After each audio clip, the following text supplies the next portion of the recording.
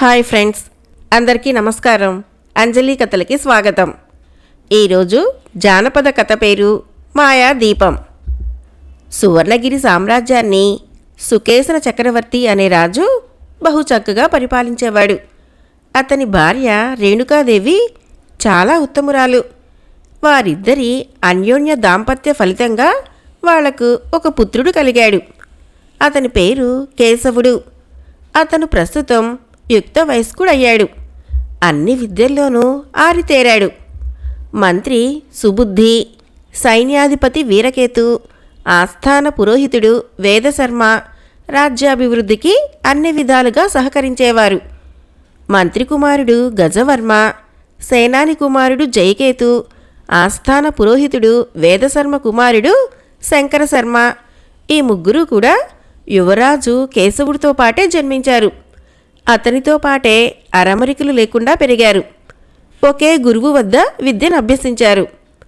కేశవుడంటే సువర్ణగిరి సామ్రాజ్య ప్రజలకు, సామంత రాజులకు ఎంతో అభిమానం, మరెంతో గౌరవాభిప్రాయం. కేశవుడు నిజంగా గుణగణాలు కలిగిన ఉత్తమోత్తముడు. ఈ సువర్ణగిరి మహాసామ్రాజ్యానికి చక్రవర్తి కావటానికి అర్హుడు అని అందరూ పేర్కొనేవాళ్ళు. ప్రజలు, సామంతరాజులు ఏకగ్రీవంగా అంగీకరించడంతో చక్రవర్తి సుకేసర, మంత్రి సుబుద్ధి, సైన్యాధిపతి వీరకేతు, ఆస్థాన పురోహితుడు వేదశర్మ ఓ నిశ్చయానికి వచ్చారు. ఆ నిశ్చయ సారాంశమే నలుగురి కుమారుల పదవీ స్వీకార మహోత్సవ విశేషం. ఈ విషయము సామ్రాజ్యమంతా వ్యాపించింది. ఆ రోజు సామ్రాజ్యమంతా పందిర్లే. ఎటు చూసినా ఆనందమే, మరెటు చూసినా పండుగలే. కోటి దీపకాంతులతో స్వర్గసీమలా వెలిగిపోతున్నది సువర్ణగిరి సామ్రాజ్యము. అందులో సువర్ణగిరి సామ్రాజ్య అంతఃపుర మందిరము నక్షత్ర మండలంలా ప్రకాశించిపోతుంది. మిత్రులు నలుగురు తలారా స్నానాలు చేసి అందమైన దుస్తులతో వెలిగిపోతున్నారు. ఓ పక్క మంగళవాద్యాలు మ్రోగుతున్నాయి. మరో పక్క నలుగురి తల్లులు తమ తమ కుమారులకు నుదుట కుంకుమ దిద్దారు. అయ్యా, త్వరపడండి, ముహూర్త సమయం ఆసన్నమైతుంది అన్నారు బ్రాహ్మణులు. పదండి నాయన్లారా అని నలుగురిని ముందుకు నడిపించుకుపోసాగారు చక్రవర్తి, మంత్రి, సేనాధిపతి, పురోహితుడు. అలా వాళ్ళు నలుగురు సింహాసనం ముందు భాగానికి చేరుకున్నారు. ఆ వేడుకలో తమ తమ తల్లిదండ్రుల ఆపేక్ష, తమ సామ్రాజ్య ప్రజల అభిమానము అలా ఒక్కసారే చూసిన నలుగురికి ఆనందంతో మనసంతా ఉక్కిరి బిక్కిరైపోయింది. ఆ ఆనందానికి కృతజ్ఞత ఎలా తెలియజేయాలో తెలియక క్షణకాలం నిల్చుండిపోయారు ఆ నలుగురు. ఆఖరికి ప్రజలందరికీ చేతులెత్తి నమస్కరించిన నలుగురు వారి వారి తల్లిదండ్రుల పాదాల మీద పడి వందనాలు చేశారు.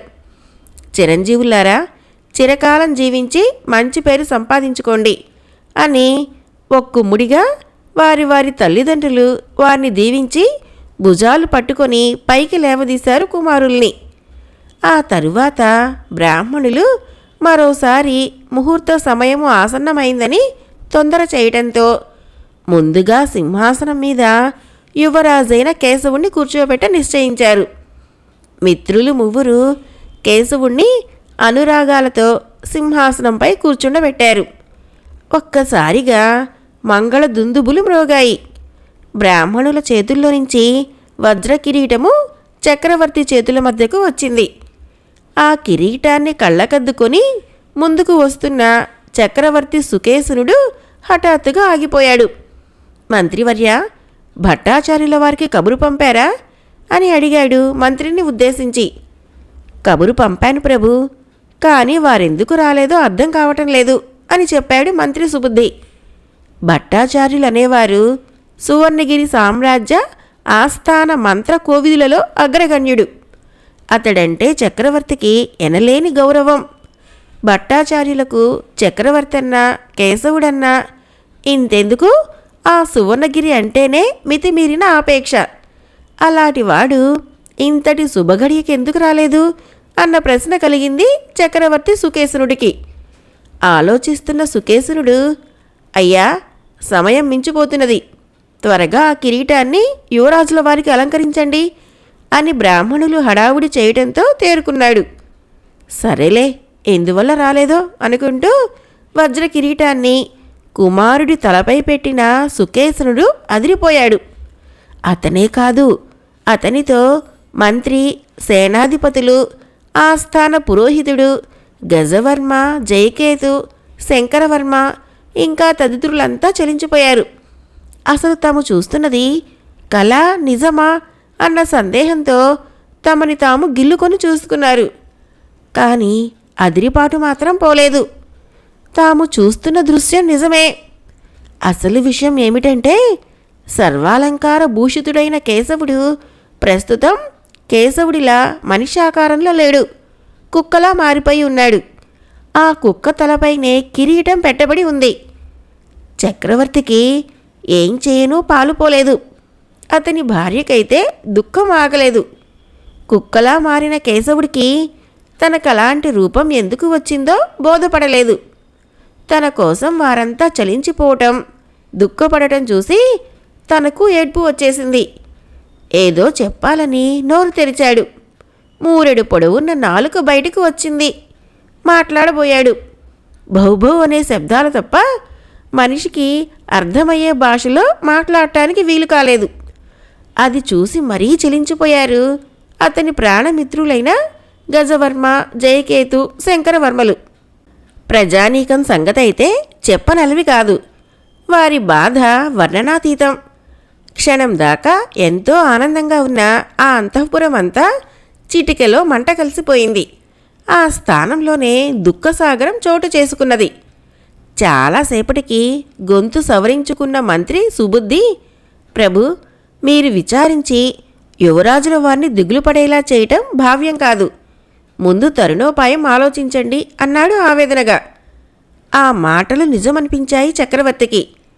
క్షణం ఆలోచించిన చక్రవర్తి మంత్రిని ఉద్దేశించి, మంత్రివర్య, మీరన్నట్లు జరిగిపోయిన దాని గురించి విచారిస్తూ కూర్చుంటే ప్రయోజనం శూన్యం.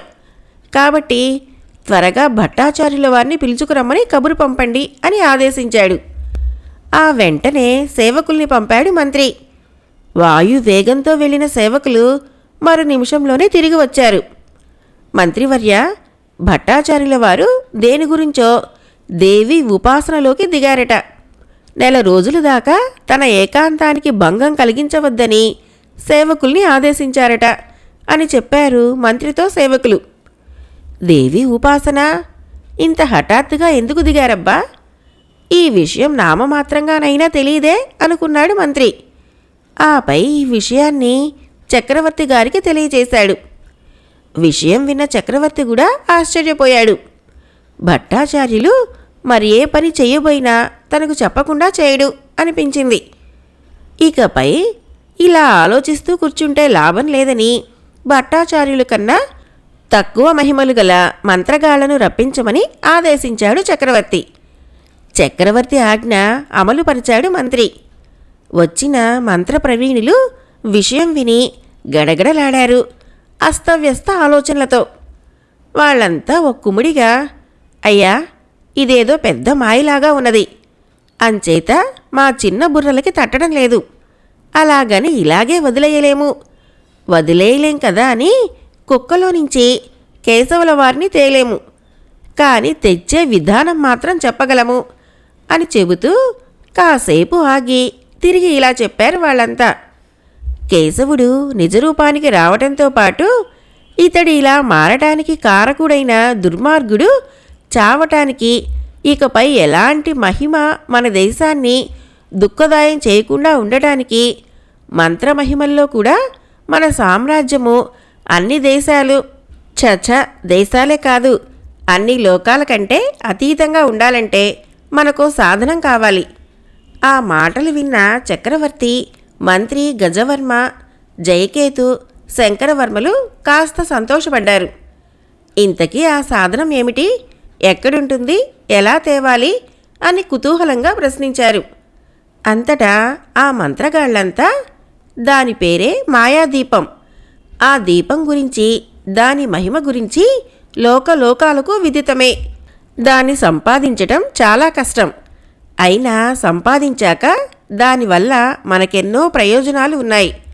ప్రస్తుతం మన యువరాజుల వారు యథారూపానికి రావాలంటే అదెంతో ముఖ్యం. అలాగని యువరాజుల వారు యథాస్థితికి రావటానికి అదొక్కటే చాలదు. యువరాజుల వారిని ఆ మాయాదీపం ఉన్నటువంటి మంత్రభవంతి విచిత్ర ద్వీపాలకు యువతలుగా ఉన్న ఓ కోనేటి వద్దకు తీసుకువెళ్ళాలి. ఆ కోనేటిలో చుక్క నీరుండదు. ఆ కోనేటిలోనే యువరాజుల వారిని తోసెయ్యాలి. ఆయన చచ్చిపోతారు. ఆ పైన మాయాదీపం తాకిస్తే నిజరూపుడైతాడు అని చెప్పారు. కోనేట్లో నీళ్లే ఉండవంటున్నారు, మరెలా చనిపోతాడు అని అడిగారు మిత్రులు ముగ్గురు. అదే విచిత్రం. మరో విషయం తెలుసా? ఆ మాయాదీపం ఉన్న విచిత్ర ద్వీపానికి వెళ్ళాలంటే ముందు మన సామ్రాజ్యాన్ని ఆనుకొని ప్రవహిస్తున్న ఎర్ర సముద్రాన్ని దాటాలి. దాటాక అవతల ఓ నది ప్రవహిస్తూ ఉంటుందట. ఆ నది లోతు లేకపోవటాన నడిచే అవలీలగా వెళ్ళవచ్చునట. కానీ వెళ్ళటం అసాధ్యమట. మరో విషయం, ఆ నది దాటినా ఆ పక్కనే ఉన్న ఎడారిని దాటడం పరమ కష్టమట.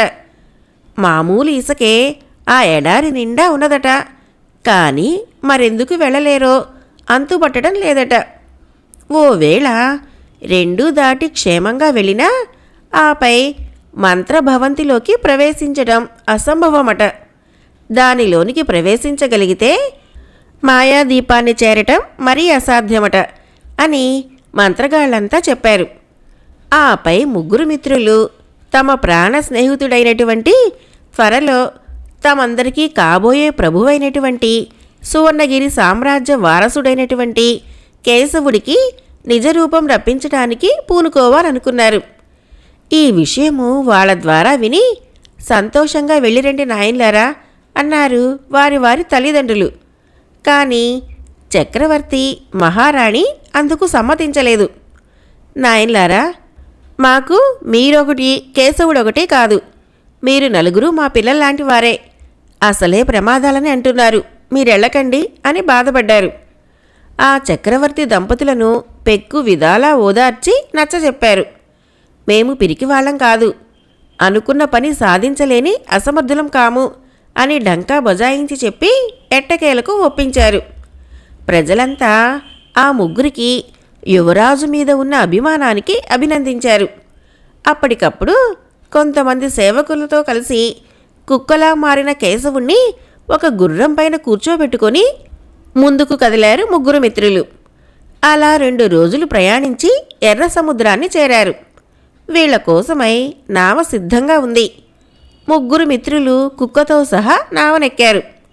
వాళ్ళు విజయంతో తిరిగి రావాలనుకుంటూ చక్రవర్తి తదితరులంతా సామ్రాజ్య దిశకు సాగిపోయారు. అలా ఎర్ర సముద్రంపై ప్రయాణం సాగిస్తున్న గజవర్మ, జయకేతు, శంకరవర్మలు రాత్రి కావస్తూ ఉండగా సగం సముద్రాన్ని దాటారు. ఇంకా ప్రయాణిస్తూనే ఉన్నారు. ఆకాశంలో పౌర్ణమి చంద్రుడు చక్కగా వెలిగిపోతూ పండు వెన్నెల కురిపిస్తున్నాడు. నరాలు కొరుక్కుపోతున్న చలిగాలులు రివ్వున దూసుకు వస్తున్నాయి. హాయిగా అనిపించేలా ఉంది ఆ చక్కటి ప్రకృతి. కానీ ముగ్గురు మిత్రులకు ఎలాంటి హాయి అనిపించలేదు. ప్రకృతితో సంబంధం లేనట్టుగా దిగులుగా కూర్చున్నారు.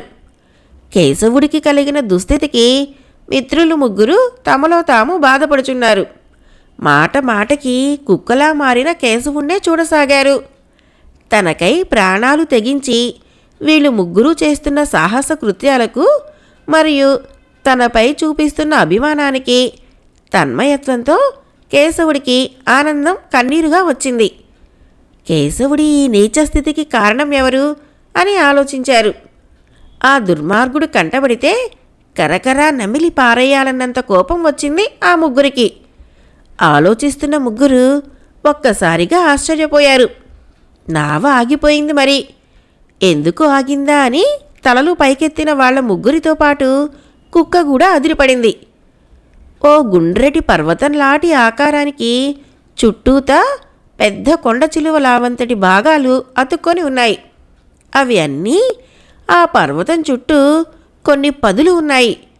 అవి అన్నీ దానికి కాళ్ళు చేతుల్లా పనిచేస్తున్నాయి. నీళ్లను అల్లకల్లోలం చేస్తున్నాయి. అది సముద్ర జలాల్లోని అతి ముఖ్యమైన, అతి భయంకరమైన, ప్రాణహాని గొల్పే జీవి అని గ్రహించారు. అందుకే అదిరిపడ్డారు. ఇప్పుడేంటి కర్తవ్యం అని వారంతా అనుకునేలోపే ఆ జీవి ఓ తొండంతో నావకున్న కుక్కాన్ని పట్టుకుంది. ఎత్తి పడేస్తుందేమోరా బాబు, నావతో పాటు మనము అప్పచ్చిలా మారిపోతాము అని వీళ్ళు భయపడేలోపే ముందుకు సాగింది ఆ జీవి. అలా ముందుకు వెళ్ళిన ఆ జీవి సముద్ర జలాల్లో చాలా లోతుగా మునిగి ఓ ప్రక్కగా దారి లేకుండా ఉన్న 2 కొండల వద్ద ఆగింది. ఆ కొండల మధ్యగా నావ ఆగింది. ఇదేమిటి, ఇది మనల్ని ఏమీ చేయలేదే అని వాళ్ళు అనుకుంటుండగానే దృష్టి మరల్చి దద్దరిల్లిపోయారు. కారణం, ఆ 2 కొండలపై ఆంబూతులా పడుకొని ఉన్నాడు ఓ రాక్షసుడు. అంతలో ఆ సముద్రజీవి ఒక్కసారిగా పైకి లేచి ధబీల్న నీళ్లలో పడింది. ఆ వేగానికి తుఫానుకు వచ్చినంత ఇదిగా నీటి తుంపర్లు పైకి లేచాయి. కుక్కతో సహా వాళ్ళు ముగ్గురు ఉక్కిరి బిక్కిరైపోతూ ఉండగా దిగ్గున కళ్ళు తెరిచి ఆ అని పెద్దగా ఆవలిస్తూ లేచి కూర్చున్నాడు ఆ రాక్షసుడు. అతని కంటికి నావ, దాంతోపాటు వీళ్ళు కనపడ్డారు. చెప్పలేనంత ఆనందమైంది వాడికి. ఏంట్రా మానవుడా, మీరు కుక్కతో సముద్రంపై షికారుకు రావాలనిపిస్తే అలా అలా ఏ చిన్న నదిలోన తిరక్క ఇంత దూరం ఎందుకొచ్చారా అన్నాడు ఆ రాక్షసుడు సానుభూతిగా. అయ్యా, మేం పలానా, ఈ కుక్క నిజంగా కుక్క కాదు అని మొదలుపెట్టి విషయం పూర్తిగా వివరించారు. వీడు చక్రవర్తి కొడుకా? అలాగైతే వీడి అంతు చూడాల్సిందే. నా పేరు డింబకుడు. ఈ డింబకుడు భూప్రపంచంలో క్షత్రియుడన్న వాడిని నిలవకుండా చేయాలని శపథం పూనాడు అన్నాడు ఆవేశంగా డింబకుడు. అంతలో భయంకరమైన ఈదరగాలి రేగింది. మరుక్షణం ఆ గాలిలో నుంచి నిప్పులు చెలరేగుతూ వచ్చిన ఓ గండ్రగొడ్డలి ఆ రాక్షసుడి పీక తెగ నరికింది. ఆ రాక్షసుడి దేహం సముద్రంలో అచేతనంగా పడిపోయింది. మరు నిమిషం అప్పటిదాకా కనిపిస్తున్న సముద్రజీవి మాయమై ఓ 4 యువకులు గాలిలో తేలుతూ కనిపించారు. ఇవన్నీ చూస్తున్న గజవర్మ, జయకేతు, శంకరవర్మలకు మతులుపోయాయి. ఇదెలా సంభవమో ఆ యువకులు ఎవరో అర్థం కాలేదు. అంతలో ఆ యువకులు ఇలా చెప్పారు: మానవ మిత్రులు, మీరెలా ఆశ్చర్యపోకండి. ఇప్పటిదాకా మీకు కనిపించి మిమ్మల్ని ఇక్కడికి తెచ్చిన సముద్ర జీవుల్లాంటి వాళ్ళమే మేము 4. అంటే మొత్తం 4 జీవాలుగా ఈ రాక్షసుడిచే మారబడి సముద్రంపై వస్తున్న నావల్ని వీడి వద్దకు చేర్చడం మా పని. మేం యక్షులము. విహారానికని వచ్చిన మమ్మల్ని ఈ రాక్షసుడు ఈ విధంగా చేశాడు. ఈ రాక్షసుడికి ఓ అన్న ఉన్నాడు. అతనిప్పుడు ఎచ్చట ఏ ఆపదలో ఉన్నాడో తెలియదు గాని ఇతని అన్నను ఓ క్షత్రియుడెవరో ఆపదలోకి నెట్టాడట. తన అన్నని అలా చేసిన ఆ క్షత్రియుడిపై కోపంతో వాడికై తిరిగి వాడిని కనుక్కోలేక క్షత్రియ జాతినే నాశనం చేస్తానని కంకణం కట్టుకుని ఇలా సముద్ర మధ్యానికి చేరాడు. అప్పుడప్పుడు చుట్టుపక్కల రాజ్యాల మీదకి వెళ్ళి వస్తుండేవాడు. ఎంతో మాయలుమారి అయినా ఇతన్ని చంపినది చాలా గొప్ప మంత్రవేత్త అయి ఉండాడే తప్ప చిన్నవాడి వలన ఇతన్ని చంపవల్ల కాదు. ఇది విషయం. ఇక మేం వస్తాం. మా గుర్తుగా ఈ గుళికలు ఉంచుకోండి. వీటి వలన మీరు ఒక్కసారి గగన మార్గాన ప్రయాణించగలుగుతారంటూ ఓ 3 గుళికల్ని నావలోకి విసిరి అదృశ్యమైపోయారు యక్షులు. జరిగిన విచిత్ర సంఘటనలతో చాలాసేపు దాకా ఆశ్చర్యంలో నుంచి తేరుకొని ఈ లోకానికి రాలేకపోయారు ముగ్గురు. ఇహంలోకి వచ్చాక యక్ష యువకులు లేరు కానీ వారు విసిరిన 3 గుళికలు నావలో పడి ఉన్నాయి. ఆలోచిస్తూ సమయం వృధా చేయటము అనవసరమని నావను వెనక్కు తిప్పి సరైన మార్గంలో నడపసాగారు. అలా 2 రోజులు ఎలాంటి ప్రమాదం లేకుండా ప్రయాణించి సముద్ర తీరాన్ని చేరారు. కుక్కతో సహా క్రిందకు దిగారు. నావకు లంగరు వేశారు. ఇసుకలో నుంచి ముందుకు సాగారు. ఆలోచిస్తూనే 4 ఓ చిన్న నదిని దాటేశారు. ఆ నదిని మాటలో అంత త్వరగా దాటామని, దాటగలుగుతామని కూడా వారు అనుకోలేదు. కనుచూపు మేరలో చాలా విస్తీర్ణాన్ని ఆక్రమించుకొని ఉన్నదో భవంతి. అది చూపులకు కనిపిస్తూ ఉంది. చాలా పాడుబడ్డ భవంతిలా కనిపిస్తుంది దూరం నుంచే. ప్రస్తుతము ఆ ప్రాంతమంతా ఎడారి. ఆ ఎడారిలోని ఇసుక మంచుగడ్డల్లా తెల్లగా చాలా స్వచ్ఛంగా ఉండి ప్రతిబింబం కనిపిస్తూ ఉంది. కానీ ఆ విషయం గమనించలేదు ఎవరు. ఆ ఇసుకలో తేళ్ళు, జెర్రులు లాంటి ఆకారాలు బొమ్మలుగా మట్టితో చేయబడ్డవి. అది గమనించలేదు. వాళ్ళ దృష్టి అంతా ఎదురుగా కనిపించే భవంతి మీదే ఉంది. నడక వేగాన్ని పెంచారు. కుక్కలాగా ఉన్న కేశవుడు కూడా రొప్పుతూ చూస్తూ పరిగెడుతూనే ఉన్నాడు. అలా నడిచి ఆ భవంతి ముందు వైపు చేరుకున్నారు. ఆ భవంతి సింహద్వారాల వద్ద చెరో పక్క 2 శిలా విగ్రహాలు కత్తులు పట్టి భీకరంగా నిల్చొని ఉన్నాయి. ఆ భవంతి గోడల నిండా పులులు, సింహాలు, ఏనుగులు తదితర క్రూర మృగాలు బొమ్మలే చెక్కబడి ఉన్నాయి. ఆ భవంతి ముందు వైపు ఒక పెద్ద పొట్లపాదు ఉంది. ఆ పొట్లపాదు నిండా కొన్ని వందల పొట్లకాయలు చాలా పొడవుగా నేలను తాకుతున్నాయి. నేలదాకా దృష్టి పడటానికి వాళ్ళ చూపులకు నేల నిండా సొరపాదులు కనిపించాయి. దూలాల్లాటి సొరకాయలు విస్తారంగా కనిపించాయి. భవంతి పైన క్రూర మృగాల చిత్రాలంటే చెప్పుకోదగ్గ విషయం కాదు. ఈ పొట్లపాదులు సొరకాయలేంటి అన్నదే వింతగా అనిపించింది. దాని గురించి పెద్దగా ఆలోచిస్తూ కూర్చుంటే ప్రయోజనం ఏమీ లేకపోవడంతో ఆ భవంతిలోకి వెళ్ళాలనుకున్నారు ముగ్గురు. చిన్నగా భవంతి ముఖద్వారాన్ని చేరబోయి గతుక్కుమని వెనక్కి విరుచుకుపడ్డారు. కారణము ముఖద్వారంలోని శిలా విగ్రహాల్లో చలనం కలిగి కత్తులు పట్టి పైకి లేచి తమ మీదకు వచ్చినట్లు అవ్వటమే. ఓ వేళ భ్రమపడ్డామేమో అని మరొకసారి వెళ్ళపోగా ఈసారి 2 విగ్రహాలు నిలువుగా మరబొమ్మలా నిల్చొని ఉన్నాయి. కత్తులు పైకెత్తి వేగంగా విసిరబోయాయి. చిక్కామా కైమా కింద చచ్చామే అని దూరానికి పరిగెత్తారు. తిరిగి ఆ శిలా విగ్రహాలు కూర్చుండిపోయాయి. ఇప్పుడెలా అన్న ఆలోచనలో పడ్డారు. క్రితం దాకా ఎంతో సులభంగా పోవచ్చని అనుకున్నారు. ఈ భవంతి గురించి చెప్పిన మాటలన్నీ మాయ మాటలని, ఇక్కడ ఎలాంటి మాయలు ఉండవని అనుకున్నారు పాపం. చాలాసేపటికి విగ్రహాలు వెనగ్గా వెళ్ళిపోవచ్చన్న ఆలోచన వచ్చింది. చిన్నగా అడుగులో అడిగేసుకుంటూ భవంతి గోడలపై చేతులు ఆనించబోయిన ముగ్గురితో పాటు కుక్క కూడా నడుములు విరిగేలాగా వెనక్కి విరుచుకుపడ్డారు. తీరా గోడలపైకి చూస్తే ఏమీ కనిపించలేదు. ఓ వేళ భ్రమించామేమో అని పైకి లేచి మరొకసారి గోడలపైన చేతులేశారు. ఆ గోడలకు చెక్కబడి ఉన్న క్రూర మృగాలన్నింటికీ జీవం వచ్చేసింది. భయంకరంగా గాండ్రిస్తూ వీళ్ల వంక నమిలేసేలా గుర్రున చూశాయి. ఇటు ఈ విగ్రహాలు, ఈ క్రూర మృగాలు రెండూ ఉన్నంత వరకు లోపలికి పోవటం అసంభవం.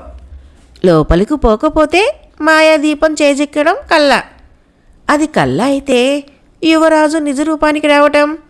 ఈ చివరి ఆలోచన వీళ్ళ ముగ్గురికి రావటం గమనించిన కేశవుడు బౌ బౌ అని అరిచి తన బాధను తెలియజేసుకున్నాడు.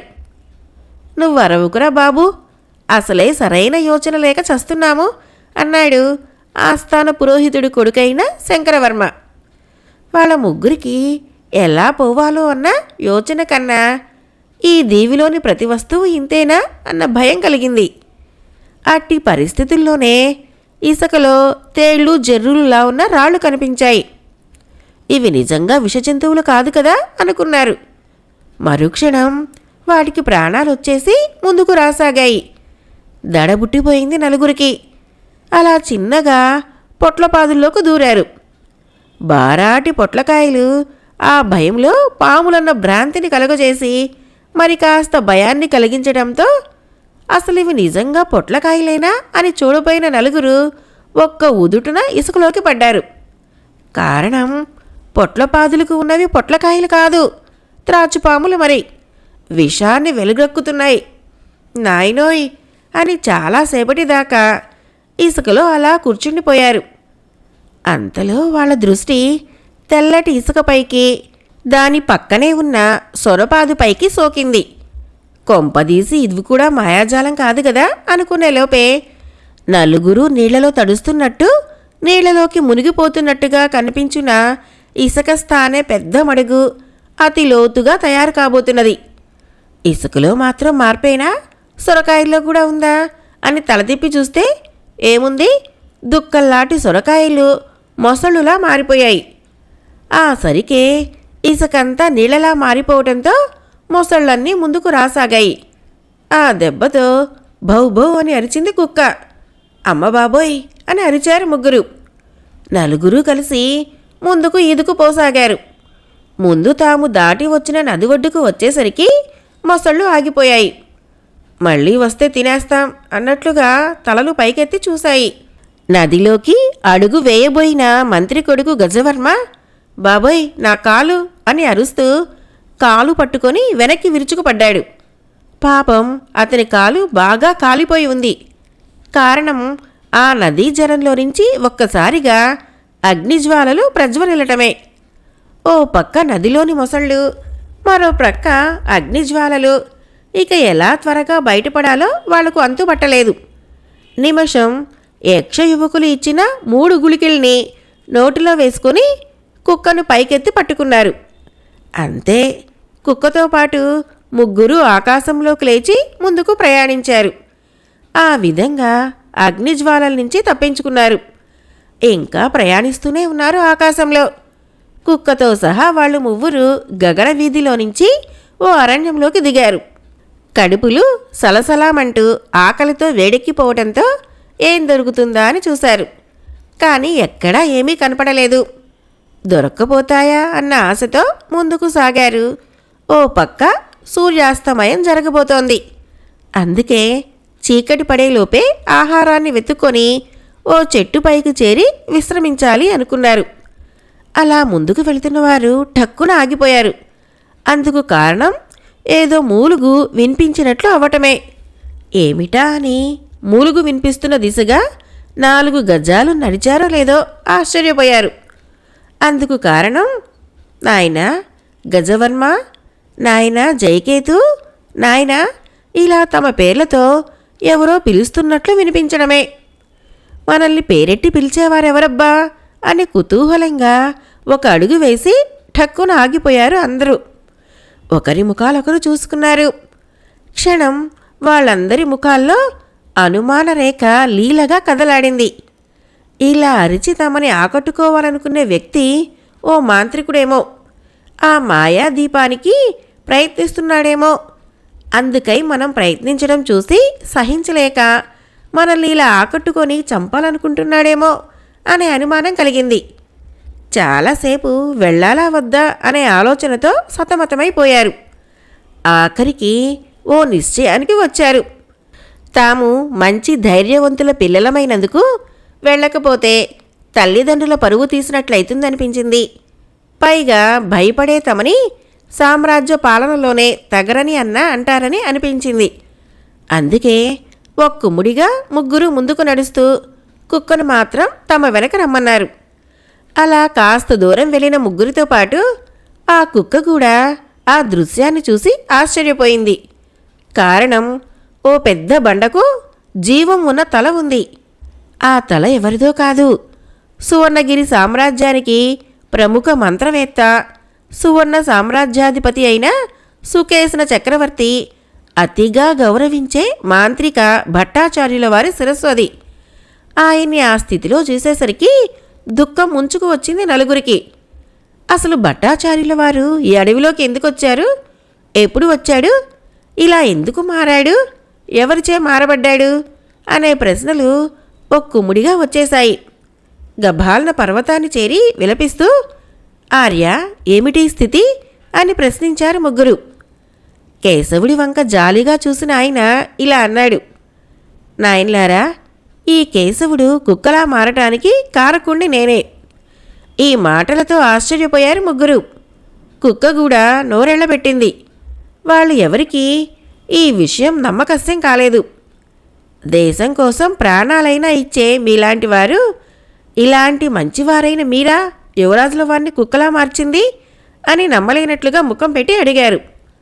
అవును, నిజమే అన్నాడు భట్టాచార్యుల వారు. పైగా ఇలా చెప్పాడు. నాయన్లారా, నేను చెప్పేది నిజం.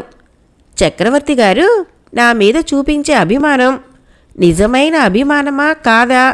అది నిజమైన అభిమానమైతే నేను లేకుండా యువరాజుకు పట్టాభిషేకం చేయడన్న అభిప్రాయంతో ఆయన్ని పరీక్షించదలిచే మంత్రి సుబుద్ధి సేవకుల ద్వారా పట్టాభిషేక మహోత్సవానికి రమ్మనమని కబురు పంపినా నేను రాలేదు. కానీ నా ఊహ తారుమారైంది. చక్రవర్తి గారికి నా మీద నిజమైన అభిమానం లేదని అర్థమైంది. కారణం, చక్రవర్తి గారు నేను రాలేదని తెలిసినా నా కోసం రాలేదు. నే రాకుండానే పట్టాభిషేకాన్ని మొదలుపెట్టేయాలని కిరీటాన్ని యువరాజు నెత్తిన పెట్టబోయాడు. ఇదంతా దివ్యదృష్టితో చూస్తున్న నాకు కోపం వచ్చింది. వెంటనే నా మంత్రశక్తిచే యువరాజును కుక్కలా మార్చాను. అప్పటికైనా చక్రవర్తి తనంతట తానుగా నా వద్దకొస్తాడని, నేను లేకుండా ఈ ఘోరం జరిగిపోయిందని బాధపడతాడని అనుకున్నాను. కానీ చక్రవర్తి గారు అలా చేయలేదు. కనీసం ఆలోచించనూ లేదు. సేవకులతో మాత్రం నాకు కబురు పంపారు. నా వల్ల సహాయం మాత్రం అతనికి కావాలే కానీ నా పైన నిజమైన అభిమానం అతనికి లేదని గ్రహించిన నేను తపస్సమాధిలో ఉన్నట్లు, నెల రోజుల దాకా లేవనన్నట్లు నాకై వచ్చిన సేవకులకు చెప్పించాను. అప్పటికైనా తనంతటగా తాను వచ్చి నేను పడుతున్న శ్రమకు జోహార్లు అర్పించి నన్ను ఆనందపరుస్తాడని అనుకున్నాను.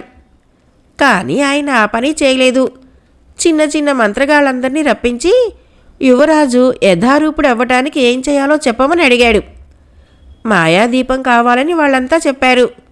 కానీ నేనే యువరాజుని అలా మార్చానని చెప్పలేకపోయారు. చెప్పలేరు కూడా. ఎందుచేతనంటే నేను చాలా గొప్ప మంత్రగాడిని. ఆపై మీ ముగ్గురు కుక్కను తీసుకుని బయలుదేరారు. మీరెటూ మాయాదీపాన్ని సంపాదించలేరని నాకు తెలుసు. ఎందుచేతనంటే ఆ మాయాదీపాన్ని సంపాదించవలసిన జాతకుడు వేరే ఉన్నాడు. ఆ అదృష్టం మీలో ఎవరికీ లేదు. మీరెలాగూ సంపాదించకుండా తిరిగి వస్తారని, అప్పటికైనా చక్రవర్తి నా వద్దకొచ్చి నాకు ఆనందాన్ని కలుగచేస్తాడని, ఆపై నేనే యువరాజును నిజరూపానికి తేవాలని అనుకున్నాను. అలాగని మిమ్మల్ని ఒంటరిగా పంప బుద్ధి పుట్టలేదు. అందుకే మిమ్మల్ని నీడలా వెంటాడసాగాను. మిమ్మల్ని ఓ సముద్రజీవి నావతో సహా డింబకుడు అనే రాక్షసుడి దగ్గరికి చేర్చింది. ఆ సముద్రజీవి వంటివే ఆ సముద్రంలో మరో 3 ఉన్నాయి. ఆ 4 కూడా అన్నదమ్ములు. వాళ్ళు యక్షులు. తన అన్న మీద గౌరవంతో, తన అన్ననెవరో క్షత్రియులు ఏదో చేశారన్న రోషంతో, క్షత్రియ జాతే ఉండకూడదన్న పట్టుదలతో డింబకుడు మిమ్మల్ని చంపబోగా నేను నా మంత్రశక్తితో గండ్రగొడ్డలు సృష్టించి వదిలేశాను. పర్యవసానం డింబకుడు చచ్చాడు. యక్షులకు నిజరూపం వచ్చింది. మీ ప్రాణాలకు హాని తప్పిపోవడంతో పాటు హాని కూడా జరగకుండా మీకు యక్షుల ద్వారా మంత్రగుళికలు దక్కాయి. ఆపై మీరు ఎలా ఇక్కడికి వచ్చారో నాకు తెలియదు. అందుకు కారణం నేను బందీనైపోయాను. ఓ మాంత్రికుడు నన్ను అతి తెలివిగా బంధించాడు. తనకు మాయాదీపం దక్కేటట్లు చేస్తేనే తప్ప వీలు లేదన్నాడు. నిజానికి ఆ మాయాదీపం అలాంటి దుర్మార్గులకు దక్కటానికి వీలులేదు. అందుకే నేను అది వల్ల కాదు, వీలుపడదు అన్నాను. ఎందుకు వీలుపడదు? అయితే నువ్వు శిరస్సు మాత్రం జీవంతో నిలువెల్లా గుండ్రటి పాషాణంలా మారిపోయి అల్లాడు. నువ్వు ఏనాటికైనా నాతో సహకరించినప్పుడే నీకు ఈ ఘోరాతి ఘోర రూపంలో నుంచి విముక్తి అని నన్ను ఇలా చేశాడు అంటూ దీర్ఘంగా చెప్పడం ముగించాడు భట్టాచార్యుల వారు. అంతా విన్న గజవర్మ, జయకేతు, శంకరవర్మలు ఏదో చెప్పాలనుకునే లోపే పెద్దగా నవ్వు వినిపించింది.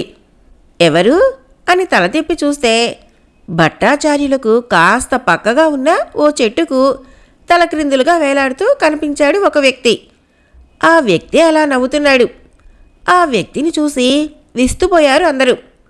కారణం, ఆ వ్యక్తి కూడా అచ్చు భట్టాచార్యుల వలె ఉన్నాడు. ఈ వింతకు క్షణకాలం నోటమాట రాలేదు ముగ్గురికి. అంతటా తల్లక్రిందులుగా వేలాడే భట్టాచార్యుడు, నాయన్లారా, వీడి మాటలు నమ్మకండి.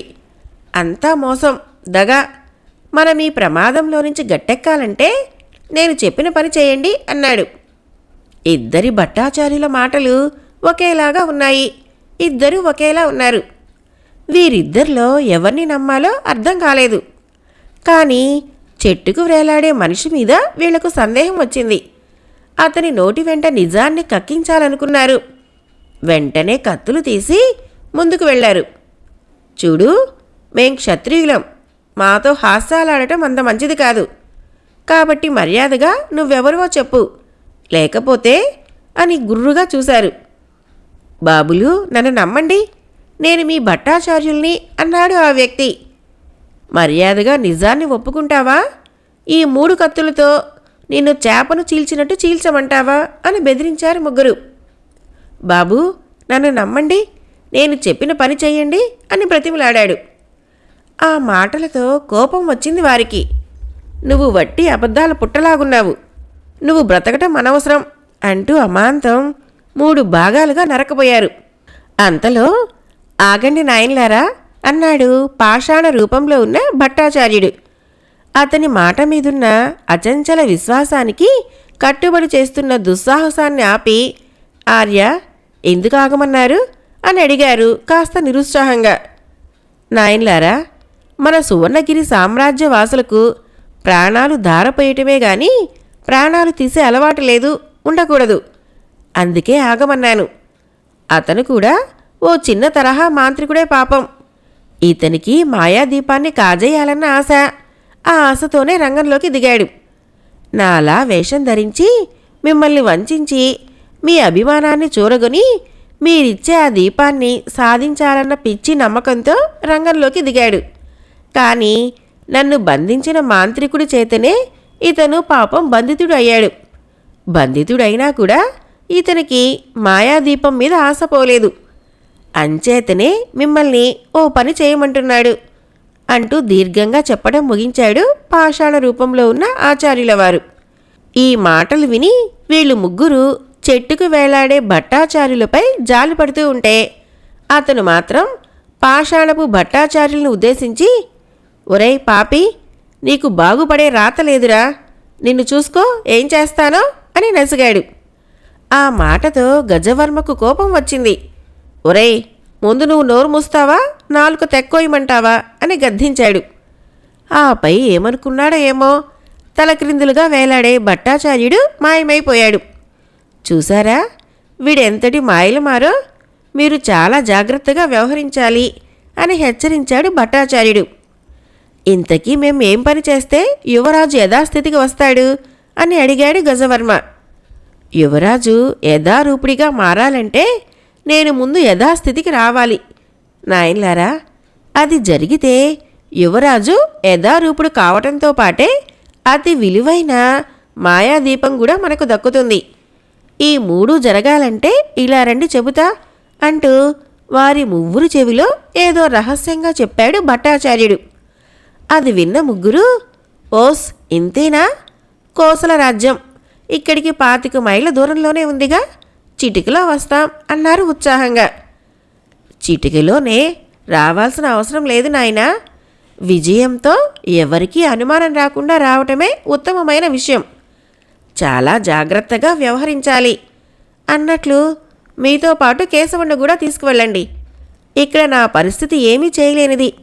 ఒకవేళ ఏ క్రూర మృగమన్నా విరుచుకుపడి ప్రాణాలు తీస్తే మనమింత శ్రమపడి వ్యర్థమే అవుతుంది అని చెప్పాడు భట్టాచార్యులు. అందుచేత కుక్కలా ఉన్న కేశవుణ్ణి కూడా వెంటబట్టుకొని ముందుకు సాగారు గజవర్మ, జయకేతు, శంకరవర్మలు. ఆలోచిస్తూ మిట్ట మధ్యాహ్న వేళకు కోసల రాజ్య పొలిమేరలోకి ప్రవేశించారు. విలువైన ఆభరణాలన్నీ ఒక మూటలా కట్టుకొని చంకన పెట్టుకొని సామాన్యుల్లా రాజధానిలోకి ప్రవేశించారు. ప్రవేశించిన వెంటనే వారు వెతకవలసిన వ్యక్తి కోసం ఓసారి గాలించారు. ఎక్కడా అయిపులేడు.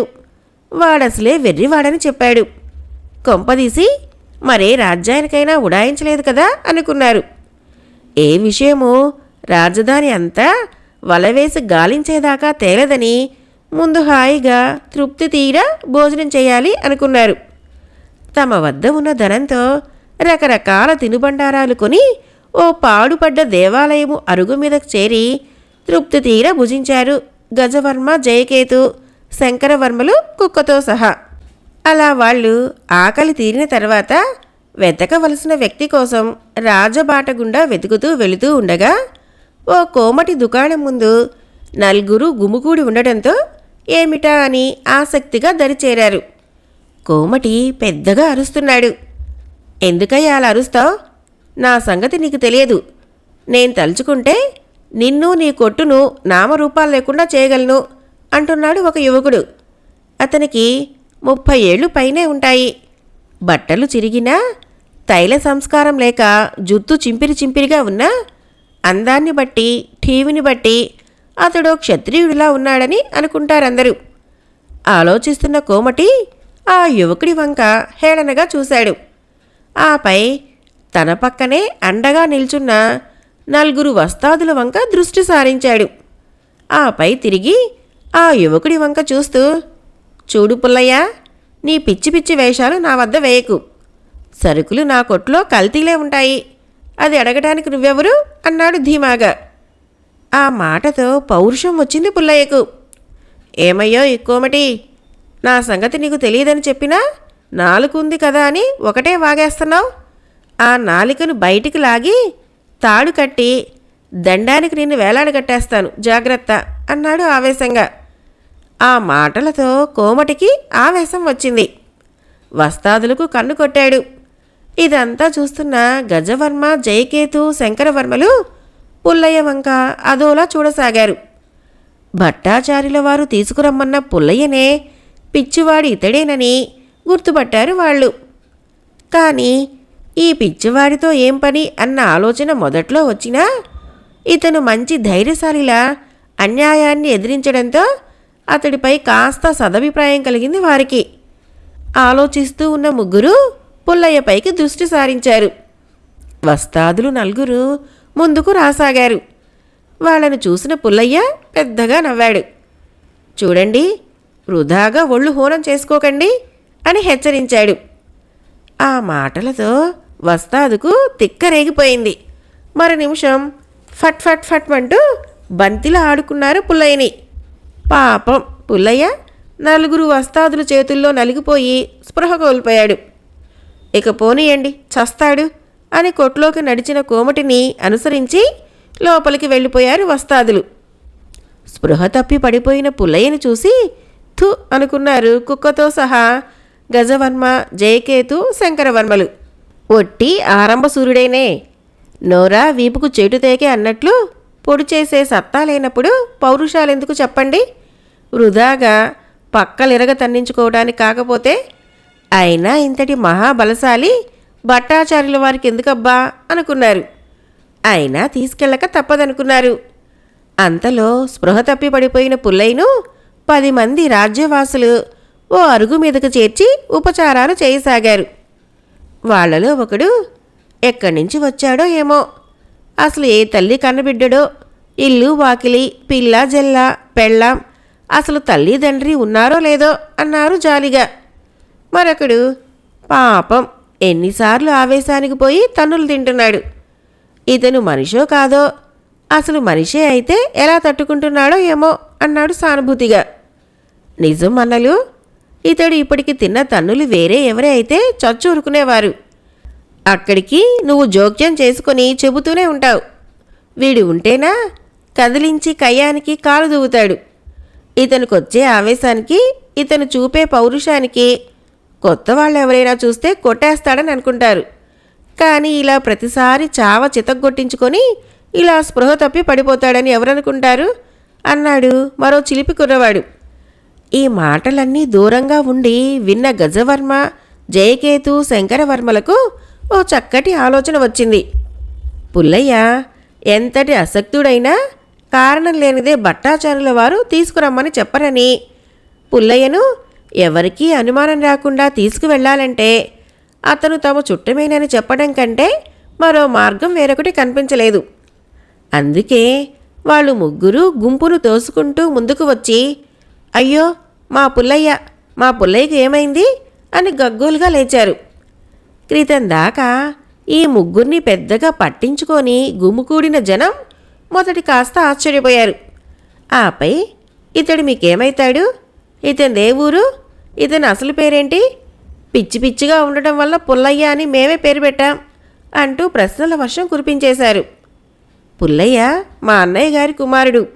పేరు పుల్లయ్యే. నెల రోజులుగా కనపడకపోయేసరికి మేం వెతుక్కుంటూ బయలుదేరాం. మాది కుంతల రాజ్యం అంటూ నోటికి వచ్చిందంతా చెప్పేశాడు గజవర్మ. అంతా విన్న కొందరు ముసలివాళ్ళు, మీరు అదృష్టవంతులు నాయనలారా. ఈ పిల్లగాడు నిజంగా అదృష్టవంతుడే. లేకపోతే ఇతను తిన్న దెబ్బలకు ప్రాణాలతో ఉండవలసిన ఘటం కాదు అన్నారు సానుభూతిగా. అంతలో కళ్ళు తెరిచాడు పుల్లయ్య. తెరిచి తెరవటంతోనే, ఎక్కడా ఆ కోమటి మనుషులు? వాళ్ళంతూ చూస్తాను. ఈ పుల్లయ్య అంటే ఆటలా అన్నాడు ఆవేశంగా. నాయనా, ఆవేశపడకు. అది నీ ఒంటికి మంచిది కాదు. మీ వాళ్ళు వచ్చారు. వాళ్లతో మీ రాజ్యానికి వెళ్ళి బుద్ధిగా ఉండు అన్నారు ముసలివాళ్ళు. ఆ మాటలకు ఆశ్చర్యంగా ఆ ముసలాళ్ళ వైపు చూశాడు పుల్లయ్య. ఆ చూపులో నా వాళ్ళు ఎవరన్న ప్రశ్న ప్రస్ఫుటంగా కనిపించింది. అంతటా రంగంలోకి దిగిన గజవర్మ, పుల్లయ్య, ఇన్నాళ్ళు ఎక్కడికి వెళ్ళావు నాయనా? చెప్పా పెట్టకుండా రావటంతో మీ నాన్నగారు ఎంతగా కలవరపడుతున్నారో, మీ అమ్మగారు ఎంత దిగులు పడిపోతున్నారో నీకేం తెలుసు అంటూ దొంగ ఏడ్పుకు లేచాడు. గజవర్మ ఏడ్పు చిరాకు తెప్పించింది పుల్లయ్యకు. అసలు నువ్వెవరివయ్యా? అలా ఏడ్చి చస్తావెందుకు అన్నాడు గుర్రుగా. ఆ మాటలకి ఆశ్చర్యపోయారు గుమిగూడిన ప్రజలు. మరోసారి పుల్లయ్య ఆ మాట అంటే తమపై ఆ ప్రజానీకానికి అనుమానం వస్తుందని, అలా వస్తే తమ వీపులు సాఫీ కావటంతో పాటు తమ పుట్టు పూర్వోత్తరాలు బట్టబయలవుతాయని భయపడ్డ గజవర్మ, ఓరి నా తండ్రోయ్, చిన్నాన్నను పట్టుకొని ఎవరయ్యా అని అడిగావు. ఇదేంటయ్యా? ఇది నువ్వు అడగలేదురా నాయనా. ఈ ముదరష్టపు పిచ్చి లేచినప్పటి నుంచి తండ్రి కంటే మిన్నగా నన్ను ప్రేమించావే, పూజించావే అంటూ రాగాలకు లేచాడు. ఆ మాటలు, ఏడ్పు గుమిగూడిన ప్రజల్ని బాగా ఆకట్టుకున్నాయి. మరోసారి పుల్లయ్య, నువ్వెవరివయ్యా అని దబాయించబోయినా తమాయించమని నచ్చ చెప్పారు ప్రజలంతా. పుల్లయ్య, అలా అనకూడదయ్యా. నీకు తెలీదు. ఇకపై ఎప్పుడూ అలా చెప్పరాదు. వెళ్ళు నాయనా మీ వాళ్ళతో అన్నారు నెమ్మదిగా. నాకు వీళ్ళకి సంబంధం అని ఇంకేదో చెప్పినా ప్రజానీకం వినకపోవడంతో ఏమనుకున్నాడో ఏమో గబాల్న లేచి నిల్చున్నాడు పుల్లయ్య. పుల్లయ్య తిట్టినందుకు బాధ కన్నా అతనంత త్వరగా పెద్ద కష్టపడకుండా వెంట వస్తున్నందుకు ఆనందపడ్డారు మిత్రులు ముగ్గురు. పుల్లయ్యను తీసుకువెళ్ళగానే భట్టాచార్యుల వారికి విముక్తి కలుగుతుందనే, ఆయనకు విముక్తి కలిగితేనే తనకు నిజరూపం వస్తుందని, అప్పుడు తను అందరిలాగే తిరిగి మాట్లాడవచ్చని ఆలోచన చేసిన కేశవుడికి మితిమించిన ఆనందం కలిగింది. ఆనందాన్ని తెలియజేసుకుందామనుకున్నట్లుగా మరొక్కసారి భౌభౌమన్నాడు. క్రితం దాకా ముగ్గురినే చూస్తున్న పుల్లయ్య ఇప్పుడు కుక్కను కూడా చూశాడు. మీకు తోడు ఇదో తగలాటం కూడా ఉందా అని అడిగాడు హేళనగా. ఇది మనం పెంచిన కుక్కే నాయనా. నువ్వే కదా దీన్ని చిన్నప్పుడు తెచ్చి పెంచుకుందాం చిన్నాన్న అని చెప్పావు కదా అన్నాడు గజవర్మ అబద్ధాన్ని నిజం చేసే ప్రయత్నంలో. ఆ మాటతో చిర్రెత్తుకొచ్చింది పుల్లయ్యకు. ఏంటయ్యా బాబు మీరనేది? అసలు నాకు తెలియదంటే మధ్య ఈ వెధవ కుక్క కూడా నేను పెంచుతున్నదే అంటారేమిటి అన్నాడు విసుగ్గా. అది విన్న చుట్టుపక్కల వాళ్ళు, చూడండి, పిల్లాడికి మీరెవరో గుర్తులేదు కాబట్టి అతన్ని అట్టే విసిగించక తీసుకెళ్ళండి. మీరెవరో తెలియదని ఇతడన్నంత మాత్రాన మునిగిపోయిందేంటి చెప్పండి అన్నారు అతి చిన్నగా గజవర్మ తదితరులతో. ఆ మాటలతో కొండంత ధైర్యం వచ్చింది గజవర్మ మిత్రులకి. తామింకా పుల్లయ్య వలన బజార్న పడాల్సి వస్తుందేమో, అనుమానం వస్తుందేమో అని మాత్రమే ఆలోచించారు. పుల్లయ్య ఎట్లా మాట్లాడినా అతన్ని పిచ్చివాడిగా భావించి అతన్ని లెక్క పెట్టకుండా వీళ్ల వైపే ఆ రాజ్య ప్రజలు మాట్లాడటంతో కొండంత ధైర్యం వచ్చింది వారికి. ఆ పైన పుల్లయ్య కుక్కతో పాటు రాజధానిలో నుంచి ముందుకు కదిలారు గజవర్మ, జయకేతు, శంకరవర్మలు. అలా చిన్నగా అరణ్య మార్గాన్ని ప్రవేశించారు. అలా వెళుతున్న వాళ్ళకి, బాబుల్లారా రక్షించండి, మేం అసలే కడుపు కోతతో అల్లాడుతున్నాం, అలాంటి మాపై మరింత శోకం పెట్టకండి అన్న ఆక్రందన వినిపించింది. అది విన్న వీళ్ళు ఠక్కున ఆగారు. ఎటు వెళ్లాలో పుల్లయ్యే ముందుగా కనుక్కున్నాడు. అప్పటికప్పుడే సూర్యాస్తమయం జరగబోతూ ఉండటాన అడవంతా ఎర్రగా నిప్పుగడ్డలా ఉంది. అలా ముందుకు సాగిన అందరూ ఓ చెట్టు వద్దకు వెళ్ళి ఆగి చెట్టుకు అవతల పక్కగా ఉన్న వస్తువుల వంక దృష్టి సారించారు. ఓ 10 మంది దృఢకాయులైనటువంటి దొంగలు కత్తులతో భీకరంగా నిల్చొని ఉన్నారు. వాళ్ల మధ్యలో ఓ 2 ముసలి దంపతులు, ఓ యువతి ఏడుస్తూ కనిపించారు. ఆ యువతి, ఆ మధ్య దంపతులు క్షత్రియులన్న సూచనగా వాళ్ళు ధరించిన ఖరీదైన దుస్తులే చాటి చెబుతున్నాయి. వాళ్ల కళ్ళల్లో, ముఖాల్లో ఏదో అనిర్వచనీయమైన బాధ ద్యోతకమైతూ ఉన్నది. ఆలోచిస్తున్న దొంగలు ఆ యువతిని బలాత్కరించబోయారు. పాపం ఆ యువతి పులిచేత చిక్కిన లేడిలా గిలగిలా తన్నుకోసాగింది ఏడుస్తూ. అది చూసి గజవర్మ, జయకేతు, శంకరవర్మల కంటే రెట్టింపు ఆవేశరూపుడయ్యాడు పుల్లయ్య. పౌరుషంతో అతని నరాలు అదిరాయి. ఒక్క ఉదుటున వాళ్ల ముందుకు వెళ్ళాడు పుల్లయ్య. ఈ పుల్లయ్య ప్రాణాలతో అది దగ్గర ఉండగానే మానభంగాల, అది ఎన్నటికీ జరగటానికి వీల్లేదు అన్నాడు పుల్లయ్య ఆవేశంగా. పుల్లయ్యను క్షణకాలం నకసిక పర్యంతం పరికించారు ఆ దొంగలు. అతడు వెర్రిబాగులు వాళ్ళని గ్రహించడానికి వారికెంతో కాలం పట్టక మునిపే పుల్లయ్యను చూసిన ఆ వృద్ధ దంపతులు, ఆ యువతి కళ్ళలో ఆశ్చర్యం దోబూచులాడింది. క్షణకాలం వారి నోట వెంట మాట లేదు. ఆఖరికి ఆ వృద్ధ దంపతులు ఆ పడుచుపిల్ల కలిసి, నాయనా వీరప్రతాప్ అని, ఏమండి అని అతి బిగ్గరగా అన్నారు. వారలా పిలవటంతో గజవర్మ తదితరులతో పాటు ఆ దొంగల నాయకుడైన జగ్గు కూడా ఆశ్చర్యపోయాడు. ఆ వృద్ధ దంపతుల్ని చేరిన జగ్గు, ఏమిటి మీరన్నది వీరప్రతాపా? ఎవరు? ఆ మహానుభావుడికి మీరేమైతారు అని అడిగాడు ఆతృతగా. అంతటా ఆ వృద్ధుడు, అయ్యా, ఆ మహానుభావుడైన వీరప్రతాపు ఈ వ్యక్తే. ఇతని తల్లిదండ్రులమే మేము. ఇతని భార్య ఈ యువతి. వీరప్రతాపు ఎర్రకోటకు రాజు అని చెప్పారు. అంతటా జగ్గు ఇలా చెప్పటం ప్రారంభించడంతో ఆసక్తితో వినసాగారు దూరాల నుంచే గజవర్మ తదితరులు. నా పేరు జగ్గు. నాది ఈ అరణ్యానికి ఎడమవైపుగా ఉన్న కుంతల రాజ్యంలోని చిన్న పల్లె. ఆ పల్లెలో ఉంటూ నేను దొంగతనాలకై ఇలా అడవులపై పడుతూ ఉంటాను. సరిగ్గా 15 సంవత్సరాల క్రితం, అప్పట్లో నా తండ్రి చనిపోలేదు, నాకు నా భార్య పండంటి కుమార్తెను మిగిల్చి కన్ను మూసింది. నేను దొంగతనాలకు వెళ్ళి ఎన్ని రోజులకు వచ్చినా నా కుమార్తెకు ఎటువంటి అసౌకర్యము కలగకుండా అల్లారు ముద్దుగా చూసుకునేవాడు నా తండ్రి. నా కుమార్తెకు 6వ ఏడు వచ్చింది. ఆ సంవత్సరం నేను ఇంటి పట్టునే లేను. అటువంటి స్థితిలో మల్లికకు, క్షత్రియులకు తప్ప అన్యులకు రాని అతి భయంకరమైన జబ్బు వచ్చింది. ఆ వ్యాధి నుంచి మల్లిక విముక్తి పొందాలంటే తమ వద్ద ఉన్న ఏ మందులు పనిచేయవని నిక్కచ్చిగా చెప్పారు వైద్యులెందరూ.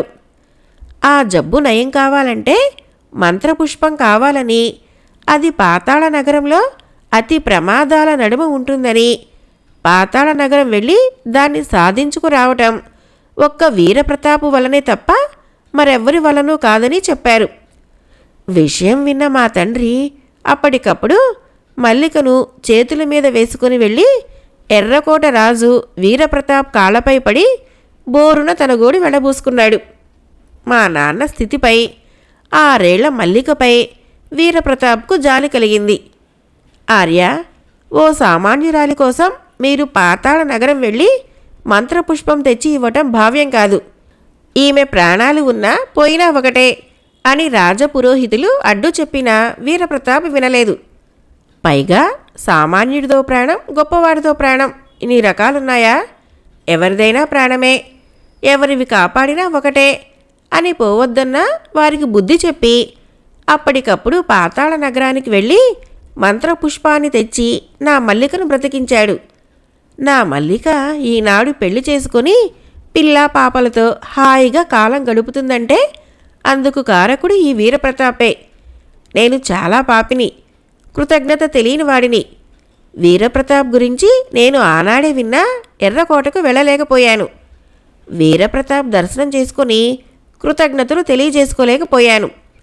అది చేయకపోగా అతని ఆ మహానుభావుడి తల్లిదండ్రులైన మిమ్మల్ని దూషించాను. ఆ మహాత్ముడి ఇల్లాలైన ఈమెను చెరచడానికి ప్రయత్నించాను. నా అంతట పాపి ఈ లోకంలో మరొకడుండడు అంటూ బాధపడ్డాడు జగ్గు.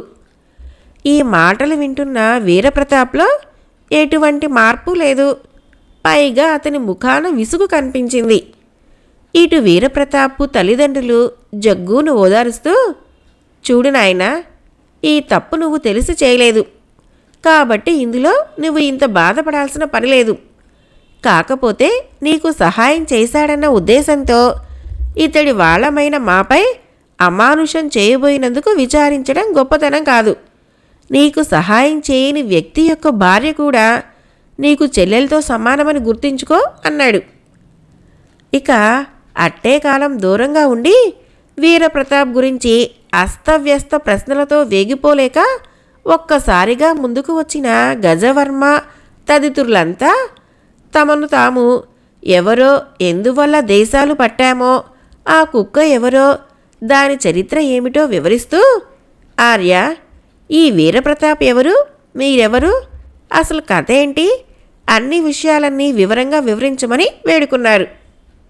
అంతటా ఆ వృద్ధ దంపతులు, నాయన్లారా, మా ఇద్దరి పేర్లు శంతన మంజులాదేవిలు. మాకు లేక లేక కలిగాడు వీరప్రతాప్. ఎర్రకోట అంతా వీరప్రతాప్ జన్మించడంతో ఆనందించింది. వీరప్రతాపు చిన్నతనం నుంచే మంచి శివభక్తుడు, చాలా మంచివాడు. ఎలాంటి దుర్మార్గుడు చస్తున్నా చూసి సహించలేని ఉత్తముడు వీరప్రతాపు. అందువలనే వీరప్రతాప్కు ఈశ్వర వరం దక్కింది. ఆ వరం వలనే వీరప్రతాపు అజేయుడయ్యాడు. వీరప్రతాప్ని ఎటువంటి మంత్రము, ఎంతటి బలశాలి ఏమీ చేయలేడు. పైగా వీరప్రతాపు శివతపస్సు వలన ఏ లోకానికైనా అవలీలగా వెళ్ళి రాగలడు. ఏ లోకంలోనూ అతడిని అడ్డగించేవారే లేరు. అలాంటి వీరప్రతాప్కు పెళ్లి జరిగి ఒకే ఒక సంవత్సరం మాత్రమే గడిచింది. ఇతని భార్య ఈ యువతి. ఈమె పేరు సుభాషిణి. 2 నెలల క్రితం వీరప్రతాపు వేటకని వచ్చి అదే పోయాడు. అంతూ పొంతూ లేకపోవడంతో దిగులుతో ఆగలేక ఏదైనా ప్రయాణపు ఏర్పాట్లు కూడా చేసుకో బుద్ధి పుట్టక ఎర్రకోట విడిచి వస్తున్న మమ్మల్ని ఈ దొంగలు ఆటకాయించారు. ఏ దేశంలోనైనా ఉంటాడన్న మా ఆశ అయితే తీరింది. కానీ నా కుమారుడు అతి బలవంతుడు, మృత్యువును జయించినవాడు. ఇలా వెర్రివాడిలా ఎలా మారాడో అర్థం కావటం లేదు అని గాఢంగా నిట్టూర్చాడు వీరప్రతాప్ తండ్రి శంతనుడు. దొంగల నాయకుడైన జగ్గు వీరప్రతాప్ను ఉద్దేశిస్తూ, మహానుభావ, వీరు మీ తల్లిదండ్రులు. ఈ సాధ్వి మీ భార్య శిరోమణి అని చెప్పబోయాడు. చిర్రెత్తుకొచ్చిన వీరప్రతాపు, ఏమిటయ్యా, క్రితం దాకా ఈ కుక్కను వెంటేసుకొచ్చిన మనుషులకే పిచ్చి పట్టిందనుకున్నాను. ఇప్పుడు మీరు, మీతో పాటు ఈ వృద్ధ దంపతులకు, ఈ పడుచుపిల్లకు కూడా వెరెత్తిపోయిందే అన్నాడు చిరాగ్గా. బాబు, అలా గనకు అన్నారు శంతన మంజులాదేవులు బాధగా. ఏమండి, నేను మీ భార్యనండి అని బోరున కాళ్ళపై పడి ఏడ్చింది సుభాషిణి. చీచి, ఇదేం కర్మ తల్లి నీకు, దేశంలో మగవాళ్ళకే గొడ్డుపోయారా, నన్నే పీడిస్తారెందుకు అన్నాడు కాళ్ళపై పడ్డ భార్యను నెట్టేస్తూ వీరప్రతాప్. ఇక ఇలా వాదిస్తూ కూర్చొని వీరప్రతాప్ను వాగించడం బాగోలేదని అతని తల్లిదండ్రుల్ని, భార్యను కష్టపెట్టడం చూడలేని జగ్గు చెట్ల చాటుగా కట్టేసి ఉన్న తన గుర్రాల్ని, వాటిపై వీరప్రతాపు తదితరులందరినీ కూర్చోబెట్టుకొని వేగంగా ముందుకి సాగిపోయారు. అలా ప్రయాణించిన జగ్గు ఓ చిన్న పర్ణశాల ముందు గుర్రాల్ని ఆపాడు. ఆ పర్ణశాల బయట రావి చెట్టు క్రింద జింక చర్మంపై అచంచల భక్తి శ్రద్ధలతో చూడగానే మనకు భక్తిభావం కలిగేలా తపస్సమాధిలో కూర్చొని ఉన్నాడు ఓ మహర్షి. ఆ మహర్షి పేరు శకలుడు అని, మహా తపస్వి అని చెప్పాడు జగ్గు. ఆపై వీరప్రతాపు తదితరులంతా సకలుడికి సాష్టాంగపడి స్తోత్రాలు జపించ ఆరంభించడంతో అతి చిన్నగా కళ్ళు తెరిచిన సకలుడు వీరప్రతాపును చూసి దిగ్గున పైకి లేచాడు. ఏమిటిది, శపించి పారేస్తాడా అని శంతన మంజులాదేవులు భయపడుతూ ఉండగా వీరప్రతాపును చేరిన సకల మహర్షి ఆప్యాయంగా కౌగిలించుకున్నాడు. ఏంటయ్యా మహర్షి, నీకు తపస్సు చేసి చేసి మతిగాని పోలేదు గదా? నా పేరు పుల్లయ్య, వీరప్రతాపుని కాను అన్నాడు అసహనంగా. వీరప్రతాపు మామూలుగా మారేదెలా అన్నట్టుగా చూశారు అందరూ సకలుడి ముఖంలోకి. అంతటా సకలుడు ఇలా అన్నాడు. వీరప్రతాపు నిజంగా అజేయుడు. ఇతను భూప్రపంచంలోని అందరూ రాజులకు సామాన్యులకు సహాయం చేస్తూ ఉండటం గిట్టలేదు ఒక మాంత్రికుడికి. వీరప్రతాప్ అడ్డు తొలగించుకోవాలనుకున్నాడు. అందుకే వేటకై వచ్చిన వీరప్రతాప్ను ఆకర్షించాడు. మూర్ఛరోగిలాగా గిలగిలా కొట్టుకోసాగాడు. ఇది చూసి అక్కడికి చేరిన వీరప్రతాపు ఆ మాంత్రికుడి పక్కనే ఉన్న ఒక కుండ అందుకున్నాడు. అందులోని జలాన్ని మూర్ఛరోగిలాగా నటిస్తున్న మాంత్రికుడికి తాగించాడు. మరుక్షణం వీరప్రతాప్ శక్తులన్నీ ఆ మాంత్రికుడిలోకి ఇమిడిపోయాయి.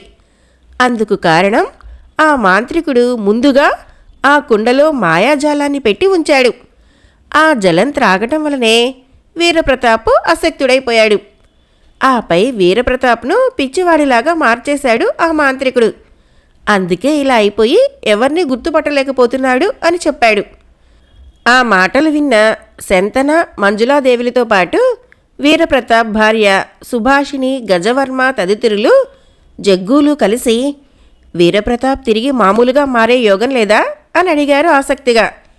అలా మారాలంటే నేను ఇన్నేళ్లుగా తపస్సు చేసిన ఫలాన్ని దారబోయాలి. అట్లు దారబోయటం జరిగితే ఆ మాంత్రికుడు చస్తాడు, వీరప్రతాప్ మామూలు స్థితికి వస్తాడు. కానీ నేను కొండ చిలువలా మారిపోతాను అన్నాడు సకలుడు. ఈ మాటలు మరీ ఆశ్చర్యంగా తోచాయి అందరికీ. అందుకే అసలు విషయం ఏమిటి అని అడిగారు. అంతటా సకలుడు మహర్షి అయినా తమ ఎవరిని చంపకూడదని తెలిసి మాంత్రికుడిని చంపబోతున్నందున కొండ చిలువుగా మారి పాపాల్ని అనుభవించక తప్పదని, తను తిరిగి యథారూపుకు రావాలంటే మాయాదీపాన్ని తెచ్చి తాకించాలని చెప్పాడు. ఆపై ఆ పని నేను దగ్గరుండి చేయిస్తాను వీరప్రతాప్ని అని గజవర్మ చెప్పడంతో కళ్ళు మూసుకున్న సకలుడు చిన్నగా ఏవేవో మంత్రాలు జపించి తన చేతిలోని కమండలంలో నుంచి కొద్దిగా జలాన్ని తీసి వీరప్రతాప్పై చల్లాడు. మరో నిమిషం కెవ్వున అరుస్తూ పడిపోయాడు వీరప్రతాప్. అంతలో గాలిలో తేలుకుంటూ వచ్చి ఓ శవము వారి ముందు నిలిచింది. అది సకలుడు చెప్పిన వీరప్రతాపుని మోసం చేసిన మాంత్రికుడిదేనని గజవర్మ తదితరులంతా గుర్తుపట్టి పట్టంగానే భగ్గున కాలి భస్మం కూడా మిగలకుండా పోయింది. తిరిగి అంతలోనే సకలుడు మాయమై ఆ స్థానంలో పెద్ద కొండ చిలువుగా సాక్షాత్కరించాడు. గిర్రున తిరిగిపోయిన దృశ్యాలకు అందరూ ఆశ్చర్యపోయారు. అంతలోనే చిన్నగా కళ్ళు తెరిచాడు వీరప్రతాప్. చుట్టూ చూశాడు. ఓ పక్క కనిపించిన వారంతా అపరిచిత వ్యక్తులే, మరో పక్క తన తల్లిదండ్రులు, తన భార్య, వాళ్ళందరి మధ్యన కొండ చిలువ. ఈ దృశ్యాలన్నీ చూసేసరికి ఆశ్చర్యమేసింది. దిగ్గున పైకి లేచి, నాన్నగారు ఏమిటి ఇక్కడ మీరు అని చెబుతూ ఆగిపోయాడు వీరప్రతాప్. అతనికి జ్ఞాపకం వచ్చింది. తను వేటకని ఒంటరిగా రావటం, ఓ మూర్ఛరోగి, ఆపై చాలా బాగా జ్ఞాపకం వచ్చింది. కానీ ఆపై తనకేమైందో తెలియదు. తిరిగి కళ్ళు తెరిచి చూస్తే అదే అరణ్యంలో ఉన్నాడు. పైగా తల్లిదండ్రులు, భార్య ఉన్నారు. అపరిచితులు ఎవరో, తన వారు అక్కడికి ఎందుకు వచ్చారో వీరప్రతాప్కు అర్థం కాలేదు. అంతటా వీరప్రతాప్ తండ్రి శంతనుడు వీరప్రతాప్ పిచ్చివాడిలా మారటానికి కారకుడు ఎవరో చెప్పి, వాడు తిరిగి చావటానికి, వీరప్రతాప్ తిరిగి జ్ఞానవంతుడవ్వటానికి కారకుడు ఎవరో చెప్పాడు. తను మామూలుగా మారటానికి కారకుడైన సకలుడు ప్రస్తుతం కొండ చిలువుగా మారటంతో జాలి కలిగింది వీరప్రతాప్కు. చేతులెత్తి సకలుడికి నమస్కరించాడు. ఆపై సకలుడు గజవర్మ తదితరులను వీరప్రతాప్కు పరిచయం చేసి, నాయనా వీరప్రతాప్, ప్రస్తుతం కుక్కగా ఉన్న ఈ కేశవుడు నిజరూపం రావాలంటే నిజమైన భట్టాచార్యులను యథాస్థితికి తేవాలి. నిజమైన భట్టాచార్యులు యథారూపుడు అయితేనే అతని మహిమ వల్ల కుక్కగా మారిన కేశవుడు నిజరూపుడైతాడు. నిజమైన భట్టాచార్యుడు యథారూపుడు కావాలంటే నకిలీ భట్టాచార్యుడిని చంపాలి అన్నాడు. ఈ మాటలన్నీ విన్న వీరప్రతాపు కుక్క రూపంలో ఉన్న కేశవుడి వంక జాలిగా చూస్తూ, నన్ను ఈ అడవిలోకి ఎలాగోలా మీరు తీసుకురాబట్టే నాకు ఈ పిచ్చి కుదిరింది.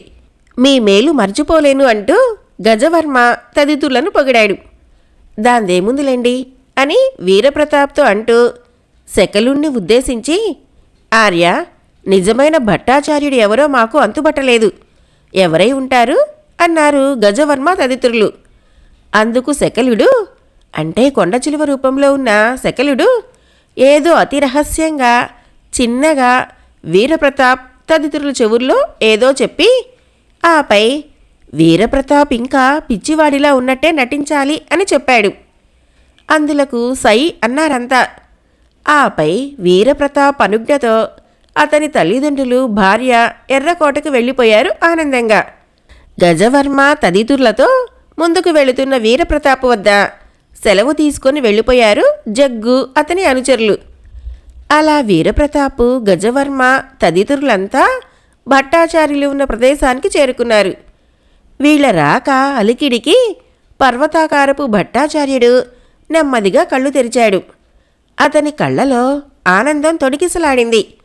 తల తప్ప శరీరమంతా రాతిలాగా ఉన్న అతని స్థితికి జాలి వేసింది వీరప్రతాప్కు. అంతలో చెట్టుకు తలక్రిందులుగా వేలాడుతూ కనిపించాడు మరో భట్టాచార్యులు.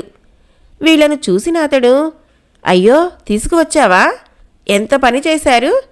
ఎంత పని చేశావు గజవర్మ అని వాపోయాడు గగ్గోలిగా. అతని పరిస్థితిపై కూడా జాలేసింది వీరప్రతాప్కి.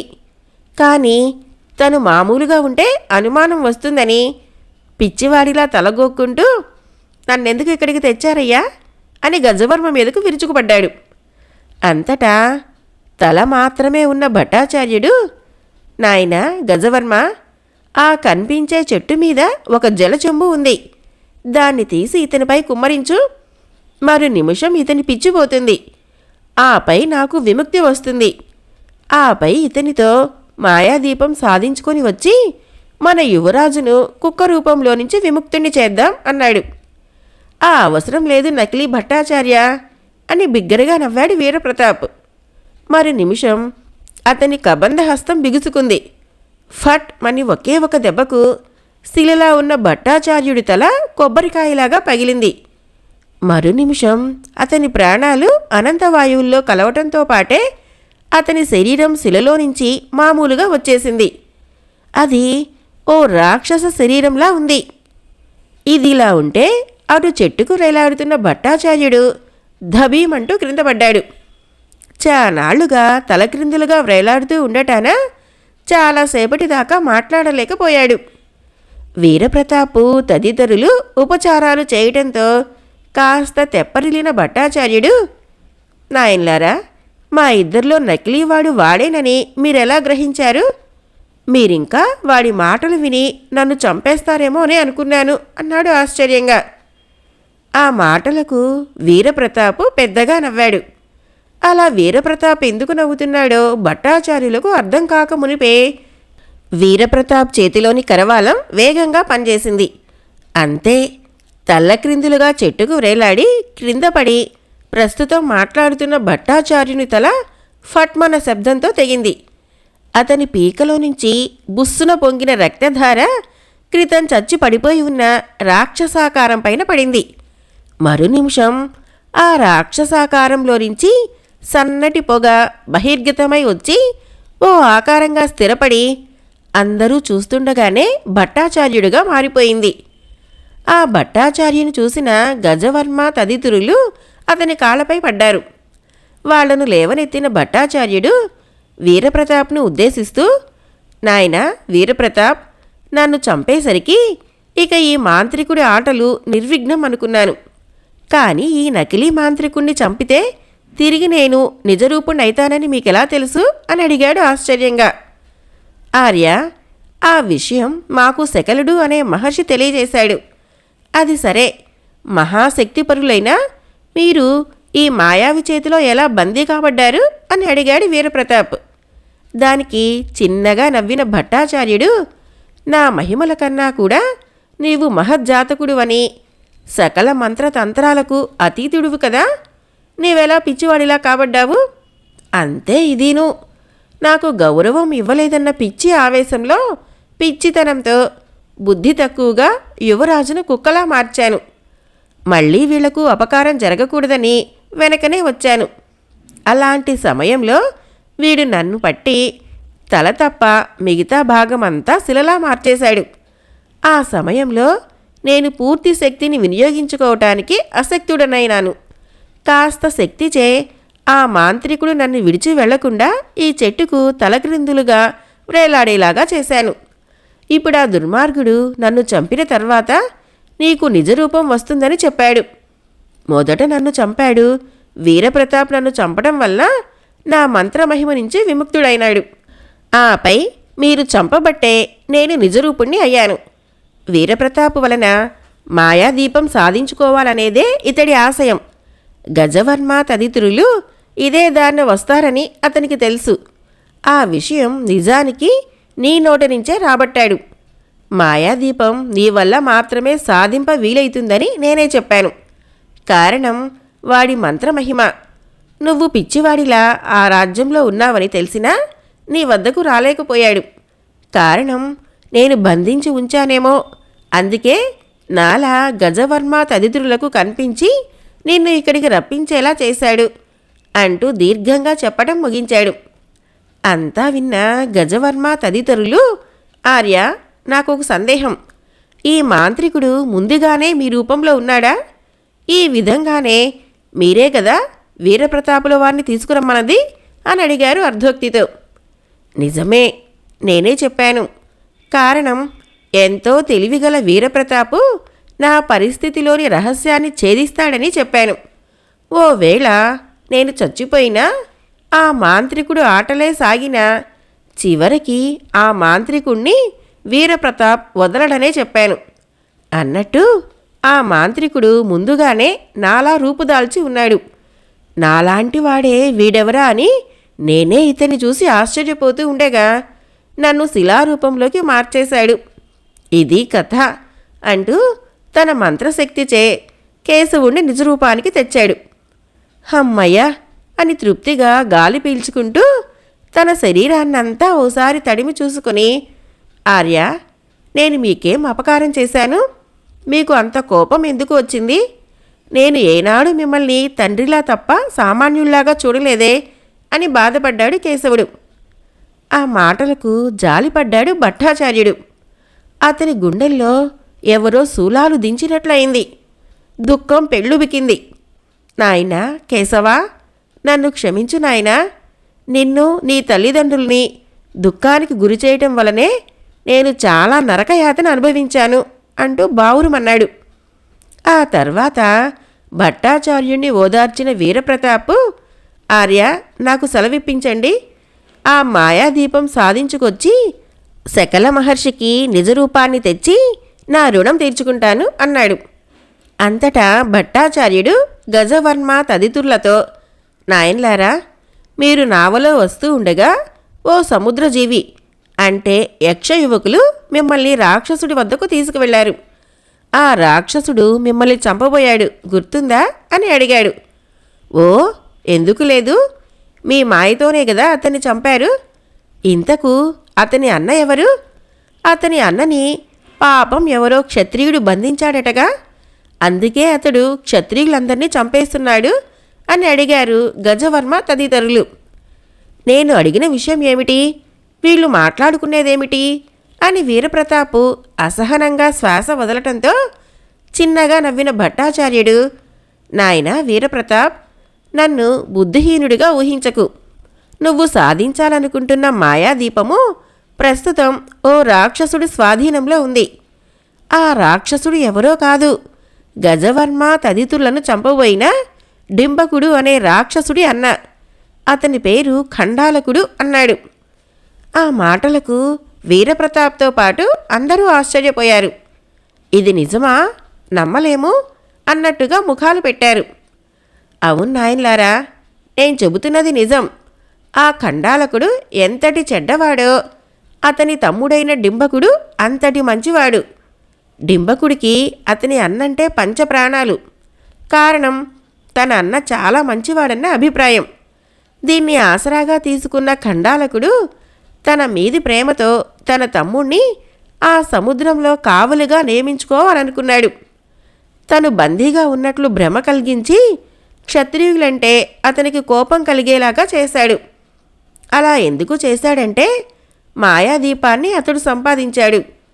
ఎలా సంపాదించాడంటే 100 మంది రాజకుమార్తెలను కాళికాదేవికి బలి ఇచ్చి కాదు. ఆ దీపాన్ని సంపాదించాలంటే బలులు లాంటివి ఎవరూ ఇవ్వనక్కర్లేదు. కారణం, క్రితంలో ఆ సముద్ర తీరానికి అవతల ఉన్న ఎడారి అంతా అల్లావుద్దీన్ అనే ఒక మహత్ జాతకుడు జీవించి మరణించిన పట్టణం. విధి వక్రించి ఆ పట్టణమంతా నేలమట్టమైపోయింది. అలా నేలమట్టం అవటంతో మాయాదీపం మాత్రం ఎడారిలో ఓ నిక్షిప్త ప్రదేశంలో నిలిచిపోయింది. దాన్ని అతి సామాన్యంగానే పొందాడు ఖండాలకుడు. ఇకపై ప్రపంచాన్ని ఏలాలని అతని ఆశ. ఓ వేళ మాయాదీపానికై ఎవరైనా క్షత్రియ యువకులు ప్రయత్నించి వస్తారనే అలా తన తమ్ముణ్ణి ఏర్పాటు చేశాడు.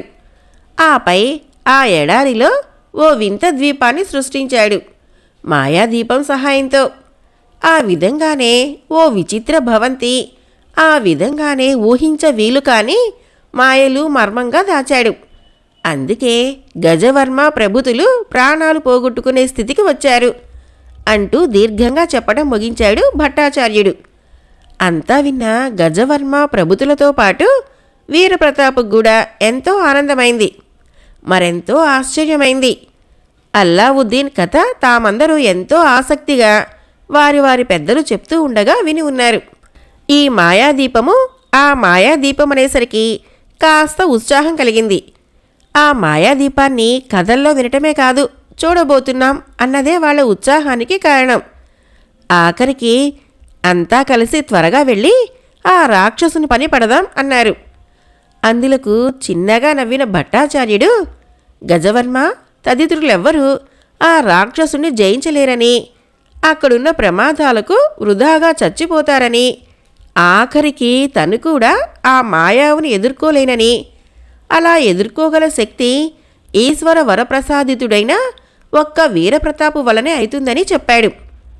తాము ఎందుకు పనికిరామని చెప్పినందుకు మొదట దిగులు పడ్డా వీరప్రతాప్ మాత్రము పరాయివాడ అనుకుని అతన్ని త్వరగా వెళ్ళి మాయాదీపాన్ని సాధించుకురమ్మని తొందర చేశారు గజవర్మ, జయకేతు, శంకరవర్మ, కేశవులు. అలాగే మిత్రులు అని ఆనందంగా అన్నాడు వీరప్రతాప్. ఆపై తన మంత్రశక్తిచే వీరప్రతాప్కు దుస్తులు సృష్టించి ఇచ్చాడు భట్టాచార్యుడు. పిచ్చివాడిగా ఉండి అందరితో తన్నులు తిని దుస్తులు చినిగిపోయి ఉండటాన భట్టాచార్యుడు సృష్టించి ఇచ్చిన దుస్తులు ధరించిన వీరప్రతాప్ అసలు సిసలైన క్షత్రియుడిలా తళతళ మెరిసిపోయాడు అందంగా. ఆపై వెళ్ళొస్తాను అని అందరితో చెప్పాడు. మరో నిమిషము జుయీమంటూ పైకి లేచి గగన మార్గాన ముందుకు సాగి కనుమరుగైపోయాడు వీరప్రతాప్. వీరప్రతాప్ అలా గాలిలోకి లేచి ప్రయాణించడం ఆశ్చర్యమనిపించింది ఆ నలుగురు మిత్రులకు. నాయన్లారా, అతను మహత్ జాతకుడు. గాలిలో తేలగలడు, నీటిలో ప్రాణహాని కలగకుండా సంచరించగలడు. ఇదంతా ఈశ్వర శక్తి. అన్నీ వివరంగా చెప్తాన్లే. అతను రావటానికి ఇంకా చాలా సమయం పడుతుంది. మనం ఇలా చెట్ల కింద విశ్రాంతి తీసుకుంటూ మాట్లాడుకుందాం రెండంటూ ఒక చెట్టు క్రింద కూర్చున్నాడు భట్టాచార్యుడు. ఆసక్తిగా అతని చుట్టూ చేరి కూర్చున్నారు నలుగురు మిత్రులు. అలా గాలిలో తేలుతూ ప్రయాణిస్తూ వచ్చిన వీరప్రతాప్ సముద్ర తీరానికి ఆవల భూమి మీదకు దిగాడు. చిన్నగా ముందుకు సాగాడు. అలా వెళుతూ వెళుతూ ఠక్కున ఆగాడు. కారణం, అక్కడో చిన్న నది ప్రవహిస్తూ ఉంది. ఆ నదిని గురించే గజవర్మ ప్రభుతులు చెప్పి ఉంటారని ఊహించాడు. కానీ ఆ నది అతి సామాన్య నదిలా ఉంది. మంటలవి లేదు. మరే నదేమో అని ముందుకు వెళ్ళబోతూ ఒక్కసారిగా మంటలు ప్రజ్వరిల్లటం చూశాడు. ఆ మంటలు వీరప్రతాప్ను ఏమీ చేయలేకపోయాయి. అలా చిన్నగా వెళుతూ ఉండగా తెల్లటి ఇసుక, ఓ పక్క సొరపాదు, పైభాగాన పొట్లపందిరి, వాటి అన్నిటికీ మధ్యలో పాడుబడ్డ భవంతి. ఆ భవంతి ముందు 2 రాక్షసి బొమ్మలు, ఆ భవంతి గోడలపైన లెక్కలేనన్ని క్రూర మృగాల బొమ్మలు తదితరమైనవన్నీ వీరప్రతాప్ దృష్టిన పడ్డాయి. వాటి వలన తనకు ఎలాంటి ప్రాణహాని లేదని తనకు తెలుసు. అయినా ఆ గర్వంతో తనుంటే దేవుడు కూడా మెచ్చుకోడని వరలోని ఖడ్గాన్ని చేతిలోకి తీసుకున్నాడు. చిన్నగా పాడుబడ్డ భవంతిని ఒకసారి చూశాడు. ఆపై ముందుకు వెళ్ళపోగా తేళ్ళు జెర్రులులా ఉన్న రాళ్లకు ప్రాణం వచ్చి గబగబా వీరప్రతాప్ కాళ్ళపైకి పాకాయి. కానీ అంతలోనే అవన్నీ కాలిపోయాయి. కారణం, వీరప్రతాప్ కాళ్ళు 2 ఇనప పాదాలుగా మారి కొలిమిలో కాల్చినట్టుగా ఎర్రగా మారిపోవటమే. అతని కాళ్ళు అలా మారటానికి కారణం అతను ఈశ్వర వరప్రసాదితుడు కావటమే. ఆపై ముందుకు వెళ్ళబోతూ ఉండగా తెల్లటి ఇసుక నదిలా మారి సొరకాయలు మొసళ్ళులా మారి ముందుకు వచ్చేశాయి. ఆ నది పీకల లోతు ఉన్నా వీరప్రతాప్ మాత్రం మునగలేదు. వచ్చిన ముసళ్ళు అతన్ని తినటానికి ప్రయత్నించాయి. వాటి వల్ల కాలేదు. ఆ మొసళ్ళన్నింటినీ ఒక్కొక్కటి పట్టి కుందేలు పిల్లల్లా ఎత్తి అవతలికి విసిరేసి చిన్నగా నవ్వుకున్నాడు వీరప్రతాప్. ఆపై అలా నీటిపై తేలుతూ ముందుకు వెళ్ళపోగా పొట్లకాయలన్నీ పాముల్లా మారి వీరప్రతాప్ శరీరమంతా చుట్టేసుకున్నాయి. విషాన్ని వెడలగక్కాయి. వాటి విషాగ్నులకు వేరే ఎవరన్నా అయితే నీళ్లు అడగకుండా చచ్చి ఉండేవాళ్ళు. కానీ వీరప్రతాపు చెక్కు చెదరలేదు. వాటిని చీమల్లాగా అవతలకు దులుపుకున్నాడు. మరు నిమిషం నది మాయమైపోయింది. అమిత ఆవేశంతో పైకి లేచి రాసాగారు అప్పటిదాకా పాడుబడ్డ భవంతికి కాపలా కాస్తున్న బొమ్మ యోధులు. వీరప్రతాపును చేరారు. తమ చేతుల్లోని రాతి గదల్ని ఎత్తబోయారు. అంతే, వీరప్రతాప్ ఎడమ చెయ్యి పైకి లేచింది. మరుక్షణం ఫట్ ఫట్ అన్న శబ్దాలు పరిసరాల్ని అదరకొట్టాయి. ఆ 2 బొమ్మ యోధులు ఆనవాళ్లు దొరకకుండా పిండి పిండైపోయారు. వాళ్ళిద్దరూ చచ్చిన మరుక్షణం ఆ పాడుబడ్డ భవంతి ద్వారాలు తెరుచుకున్నాయి. దాంతోపాటు ఓ రాక్షసుడు ద్వారంలో ప్రత్యక్షమయ్యాడు. అతని ముఖంలో గాభరా ఆవేశాలు సమానంగా దోబూజుకులాడుతున్నాయి. ఒరేయ్ మానవా, నువ్వు వెళ్ళిపో, నీ ప్రాణాలు కాపాడుకో, నేను సామాన్యుణ్ణి కాను అని హెచ్చరించాడు ఆ రాక్షసుడు. ఆ రాక్షసుడే భట్టాచార్యుడు చెప్పిన ఖండాలకుడు అని ఊహించడానికి వీరప్రతాప్కు అట్టే సమయం పట్టలేదు. ఖండాలక, ఆ మాయాదీపాన్ని మర్యాదగా నా వశం చేయి, వెళ్ళిపోతాను అన్నాడు వీరప్రతాప్. అది వీలు పడదని ఖండాలకుడు ఆ భవంతి గోడల్ని ఒక్క గుద్దు గుద్దాడు. మరుక్షణం భయంకరమైన గర్జింపులతో ఆ ప్రదేశం నిండిపోయింది. కన్ను మూసి తెరిచేటంతటిలో ఆ భవంతి గోడలలో నుంచి కొన్ని వందల నానా జాతుల క్రూర మృగాలు వీరప్రతాప్ను చుట్టుముట్టాయి. అతన్నే ఒక్క తోపు తోశాయి.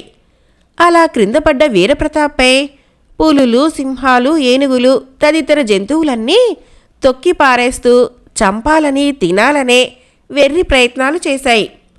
కానీ వాటి వల్ల కాలేదు. కారణం, వీరప్రతాపు ఉక్కు మనిషిగా మారిపోయాడు. అతని శరీరం చిన్నగా మొదలెట్టి క్షణంలోనే ఎర్రని నిప్పుకణికిలాగా మారిపోయింది. మరుక్షణం క్రూర జంతువులన్నీ భయంకరంగా గర్జించాయి. అవే వాటి ఆఖరి అరుపు. మరు నిమిషం అన్నీ కాలి బూడిదైపోయాయి. ఇది చూసి రాక్షస ఖండాలకుడికి మతిపోయింది.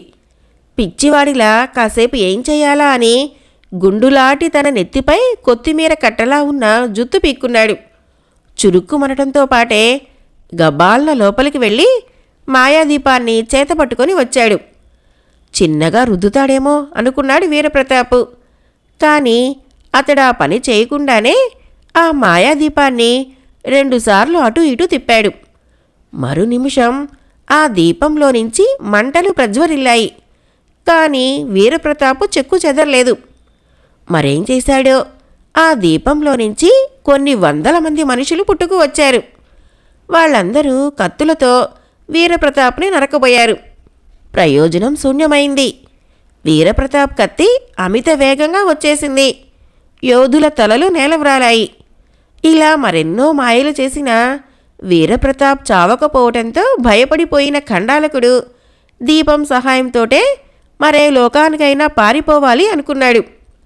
ఆ ఎత్తు గ్రహించిన వీరప్రతాపు జుయిన గాల్లో తేలుతూ వెళ్ళి ఆ మాయాదీపాన్ని చేజెక్కించుకున్నాడు. అడగంగానే మొదటే మాయాదీపం ఇచ్చి ఉంటే చంపక ఉండేవాణ్ణి. కానీ నువ్వు ఇవ్వలేదు. అర్ధోక్తిలో ఆగిపోతూ పిడికిలి బిగించాడు వీరప్రతాప్. ఫట్మని శబ్దంతో పగిలిపోయింది ఖండాలకుడి తల. అతని ప్రాణాలు చెప్పా పెట్టకుండా పోయాయి. ఆపై మాయాదీపంతో భట్టాచార్య నలుగురు మిత్రులను చేరాడు వీరప్రతాప్. మాయాదీపాన్ని చూసి చాలా ఆనందాన్ని పొందారు నలుగురు మిత్రులు. అటు తర్వాత అందరూ కలిసి ఆ చిన్న మాయాదీపాన్ని కింద పెట్టగా అది అతి పెద్దదిగా మారింది. వారంతా కూర్చోవటంతో గగన మార్గాన్ని చేరింది. అలా గగన మార్గాన ప్రయాణించి కొండ చిలువ రూపాన ఉన్న శకల మహర్షిని చేరారు.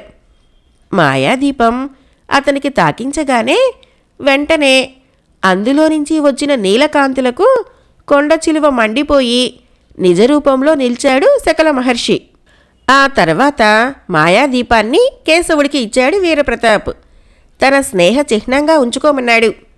గజవర్మ తదితరులు అతన్ని ఆ అడవిలోకి తీసుకురాకపోతే తమ పిచ్చి కుదిరేది కాదని, మాయాదీపాన్ని తెచ్చేవాణ్ణి కాదని, కాబట్టి ఆ దీపం తీసుకోవాల్సింది అన్నాడు. ఆ మాటలతో ఆనందించిన నలుగురు మిత్రులు దాన్ని తీసుకున్నారు. గాలిలో తేలుతూ వీరప్రతాపు ఎర్రకోటకు వెళ్ళిపోయాడు. మాయాదీపం పైన ఎక్కి సువర్ణగిరిని చేరారు భట్టాచార్యుడు నలుగురు మిత్రులు. శకల మహర్షి వద్ద సెలవు తీసుకుని యువరాజు కేశవుడు నిజరూపంతో ఉండడంతో పాటు గజవర్మ తదితరులతో ఆస్థాన శాస్త్రవేత్త అయిన భట్టాచార్యుడు నలుగురు మిత్రులతో ఉండటం చూసి మొదట ఆశ్చర్యపోయారు సువర్ణగిరి చక్రవర్తి, మంత్రి, సేనాని, ఆస్థాన పురోహితుడు మహారాణి రేణుకాదేవి. అంతటా విషయం మొత్తం వివరించిన భట్టాచార్యుడు క్షమించమన్నాడు చేసిన తప్పుకు సిగ్గుపడుతూ. ఇందులో నా తప్పు ఉంది అని భట్టాచార్యుణ్ణి సమర్థించాడు చక్రవర్తి సుకేశనుడు. ఓ శుభముహూర్తాన భట్టాచార్యుడి ఆధ్వర్యంలో నలుగురు మిత్రులు తమ తమ తండ్రుల బరువు బాధ్యతల్ని భుజస్కంధాలపై వేసుకున్నారు. ఆ శుభ సమయంలో సామ్రాజ్యమంతా వేడుకలు జరిగాయి. మాయాదీపం సహాయంతో నలుగురు మిత్రులు చాలా సంవత్సరాలు సువర్ణగిరి సామ్రాజ్యాన్ని శత్రు భయంకరులుగా నిత్య కళ్యాణం పచ్చతోరణాలతో విరజిల్లేలా పరిపాలించి పేరుగాంచారు. మాయాదీపం జానపద నవల సమాప్తం. ఫ్రెండ్స్, నా కథలు నచ్చినట్లయితే మన ఛానల్ని తప్పకుండా సబ్స్క్రైబ్ చేయండి, లైక్ చేయండి, షేర్ చేయండి, మంచి కామెంట్ చేయండి. Thank you.